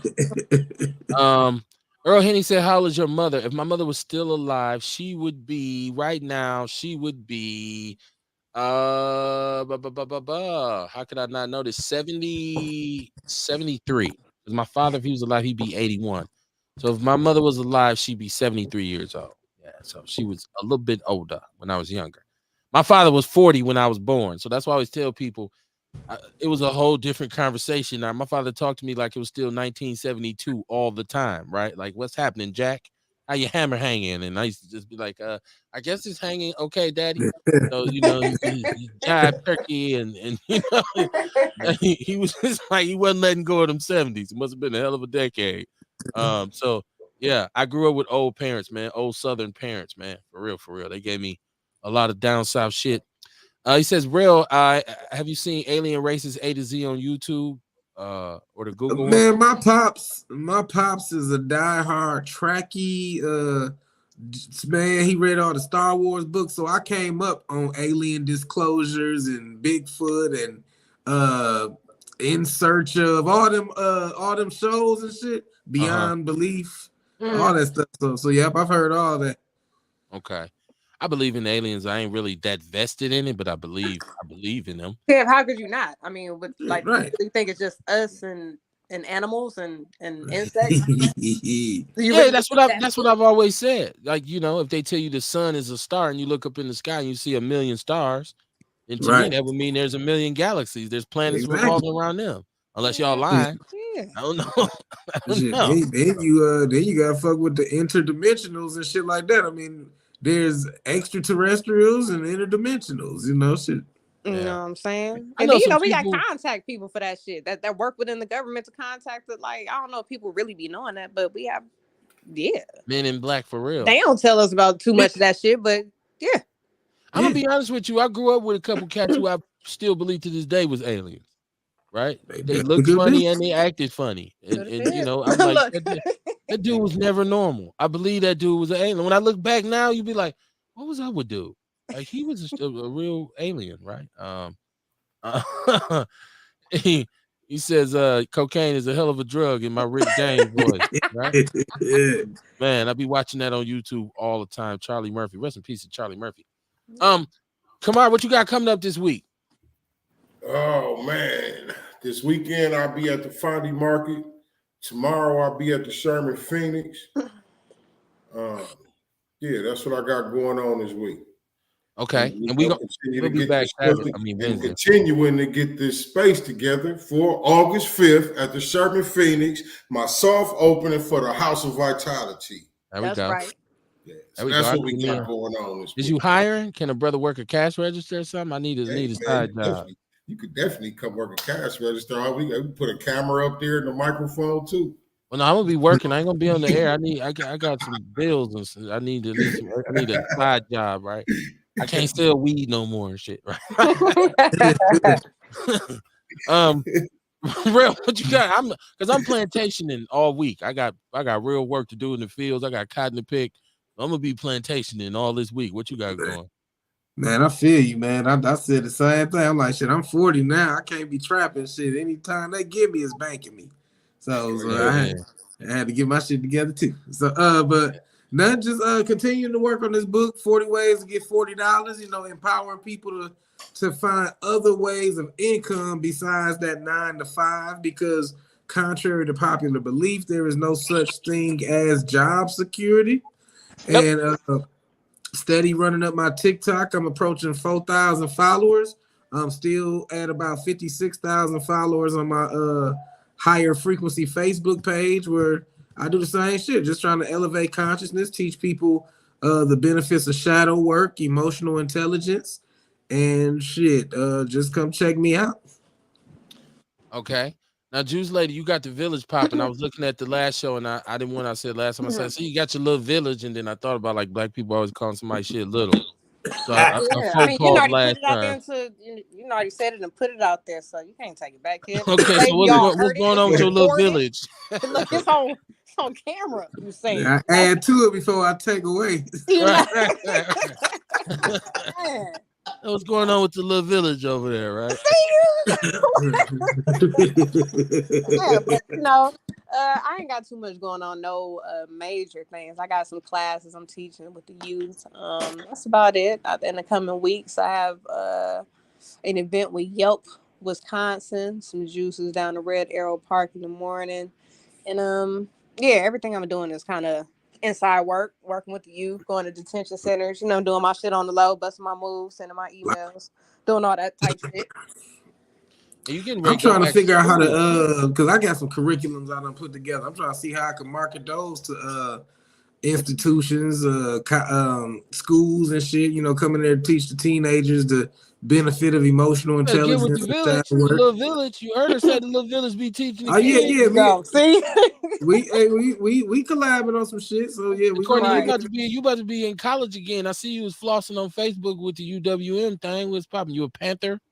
Yes, I am. I'm about to go get this knock this psychology out of shit. By the time I'm 40, I'll be done. So we 35, and then we going straight to that master's program another 2 years. So yeah, 40, we'll be done. We I really used to just make done this shit. I used to Yeah, get get my that. money at UWM, man, shit, and that was the fucked up thing. Like I spent so much money on tuition and books that I never went to class. I was in the pool hall getting all my money back. Right, you fucked up, right? I feel sorry for your mother. No, that's my Minister Society Korean grocer voice. I wanted before we leave tonight because I seen in our Word Mob Outlaws group, Courtney had put up that she was talking to, I don't know how to say her name, Shahrazad Ali. Shahrazad Ali. And see Oh, what you find out is I have lost a lot of famous, like I've had always loved certain rappers, right? Like I got my favorite rappers from the 90s, favorite comedians, favorite actors, what have you. And I have stopped being their fans because I've reached out to them about coming on the show and they told me there's a fee. Now I get that you got to pay to play. I get it. I get it. But I had a particular celebrity tell me he needed $1,000. I said, listen, come on, man. With all of the albums that I've bought of yours over the years, you've gotten $1,000 out of me. Well, maybe not, but you've gotten a significant amount because I've purchased all of your albums multiple times, damn near. But this is the way the game is played, right? And I remember back a few years back, Big Mike and I and Kamar were talking to Kamar. We were trying to get Boyce Watkins. Remember, we were trying to get Boyce Watkins, and his fee was something like $700. And I think we actually had reached out to Killer Mike too. And I want to say he had a pretty steep fee as well. And so I guess this is where this game is going with the podcast and with the create content creators. Now, if I'm on YouTube and I'm reaping like I'm Vlad TV and I'm making, I got millions of views per day and this kind of thing, then I wouldn't mind paying. But I feel like a lot of artists who, especially some of our forgotten artists who really have no traction now and ain't got nothing popping, to turn around and tell somebody who's a longtime supporter that you don't have time to talk to them unless they pay you or something like that. I just think that's wrong. Now, your hustle is your hustle, right? That's cool. That's fine. And if this is what you do for a living, say, "Okay, well, this is how I make my money." But I think definitely you should be making concessions in between for certain people to say, "No, this sounds like somebody who just always supported me." And he's not making, I'm looking at his feed. Maybe he don't have thousands of viewers, but if I go on his show, maybe he'll go viral and then he'll get money and then we can build a relationship where I can go and get money with him. Right. I just feel like for artists or people like that to say, for Boyce Watkins to say, give me $700 to talk to my people about stuff that's supposed to be important and pertinent to them is wrong. Once again, I understand it's a business. I'm looking at the situation now with this life coaching thing and saying, there may be a situation where some consultations might be offered, and I would understand then that you have to pay a fee to get that service. So I get it. But that's there's my also goal. situations where somebody who, I said that's my goal, should to eventually get paid for my but perspective. there's also places Yeah. where somebody could really be in need of information that I possess, and I would not charge them. Right. I wouldn't charge them a crazy fee. Now, if we're looking at this big, large company that want to get the business, I say, okay, let's do the business. But if it's just, mom and pop's variety saying, look, Kevin, we need for you to come in here and talk to these kids and offer this, I'm going. Right. I'm going to go. I'm not going to be like, well, you better come up Hey, with $500. and then another perspective is, like if you're gonna charge like that, you got to make sure you're gonna be able to pull that kind of money in. Like I remember when I used to rap back in the day, and you hear about local rappers, they be like, "Yeah, I need this much for you to get on your," but your name need to be able to at least sell that many records. You know what I'm saying? Right. Like your name need to at least have our shop popping. Like you know what I'm saying? We finna see some money now. So what I mean. I think a lot of people do that, man, and I get it. It's a hustle, you know what I'm saying? But on the end where I have to be the one to pay. I feel like your name has to be big enough for me to do it. Otherwise, I'll pay. Right. Yeah, I mean, and I'm talking about rappers who you ain't really sold a record in a long time, right? Yeah, right. And you Yeah, telling me give true. you $1,000? Like I'm like, come on, son. And then there's some people who like I was trying to get MC8 on, and I was talking with him on Instagram, and of course he says you go through Norm Steele, and if you live in the Podverse, you understand this whole thing. I get it, Gangster Chronicles and all this. And so, you know, I guess Norm Steele kind of flicked me off because we're on YouTube, our numbers suck ass, right? Like, so I can understand why they would be like, who the fuck is this? Right. But I mean, but we've had artists. It's not like we haven't had, you know, because the Mac Mall and I put some of these dudes, Aiden Mac Mall, are on the same level, right? Chen and AMG and all these dudes. I haven't gone after because I know I've tried to get quick and stuff like that. And I know they ain't gonna, you know, do it, but I've spoken, like I said, I spoke with Willie D. We had Willie D on here. But my point is that I understand that, you know, there's a fee for certain things, but I just feel like it's kind of like using me. Like it would exploit me if I was to give you $1,000 just to talk to you. 1,000, because when you go on the Breakfast Club, they don't pay you shit. Right. When you doing radio interviews, they don't pay you shit. Right. So, you know, what are you talking about? Like, it's just I call it fan abuse. Dion said we're gonna grow this shit. I ain't even worried about that, man. He said, "Oh, my mama, we're gonna grow this shit." I don't trip on it. I don't trip on it at all. It's fine. Um, you know, I don't believe somebody's gonna get something they don't deserve, and I don't believe somebody's gonna lose something that they were supposed to have. Right. That's just how I keep myself, like, you know, whatever shall be. Like Mama Jenkins said, let's go bankrupt. Fuck it. Let's go. Barbecue a meal do. He said the new telescope done found over 5,000 Earth-like planets in our galaxy. And Perry said that Mac Mall show was epic, Kev. Yes, sir. I tell you another one. OG Big Mike. When we interviewed him. And Big Mike, I'm telling you, had a run in the 90s and was one of my favorite rappers, and everybody loved Big Mike. Of course, he, you know, suffered kind of setback because he went against Rap A Lot Records, but it was a dope ass interview. I mean, dope ass interview, because I got to talk to him about a lot of the shit that I came up listening to. Like, you know, like I used to play this shit in my car every day. So we've done a bunch of dope interviews, man. I just that fee though, it'd be like, man, because I was talking to Sibo and he says, man, I don't do nothing for free. And I said, oh, okay. Well, how much? He said $1,000. I couldn't hang up the phone because I was on Instagram, but I was my thumb was trying to hit that screen hard as a motherfucker. Like, oh, me get the fuck up. Obviously, I'm in the wrong room. Yeah. So, you know, I be legit. I've been trying to be legit. A lot of people, because I see them go and do interviews with people, and it's like, that was a shitty ass interview. And I seen MCA do an interview with some dude in Spokane, Washington, in which he spoke up on the DJ Quick incident, and he totally shitted on Milwaukee and said, yeah, Milwaukee niggas wasn't shit and they wasn't real gangsters, and it was all Chicago dudes who did all this shit, which is inaccurate.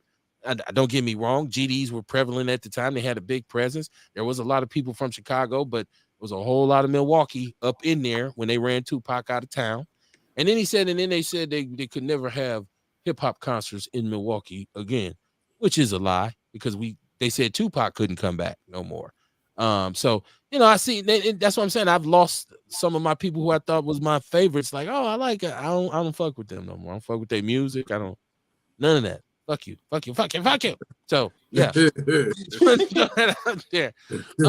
Listen, man, let's hope for the best. Let's hope we can get this hotspot closed down. Let's hope enough noise is made about this budget. I don't want to see the city go into bankruptcy either, honestly, to tell y'all the truth. And I would hate to see us suffer the loss of services. But if we think about it, it shouldn't even be in jeopardy. Once again, this is all taxpayers' money. Madison playing with house money. You gambling with house money, right? This is our money anyways. Why would you take it? Why would you get it from us and then say, in order to get it back, to get some of it back, to help you out, you got to do this, and the third. It makes no sense. It's absolutely asinine.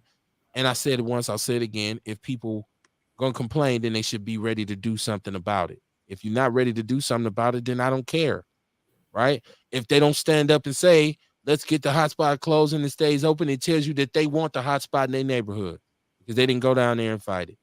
Fact of the matter is, closed mouths don't get fed, right? Mm. So it's all about people who are about action, not about people who are about talking. So, like I said, and if you are the type of person who always want to talk about something and don't want to do nothing about it, I have to quote Willie D again when he says, your mama should be embarrassed and your daddy should have pulled out. I'll see y'all Wednesday, man. Peace and love. Peace. Peace.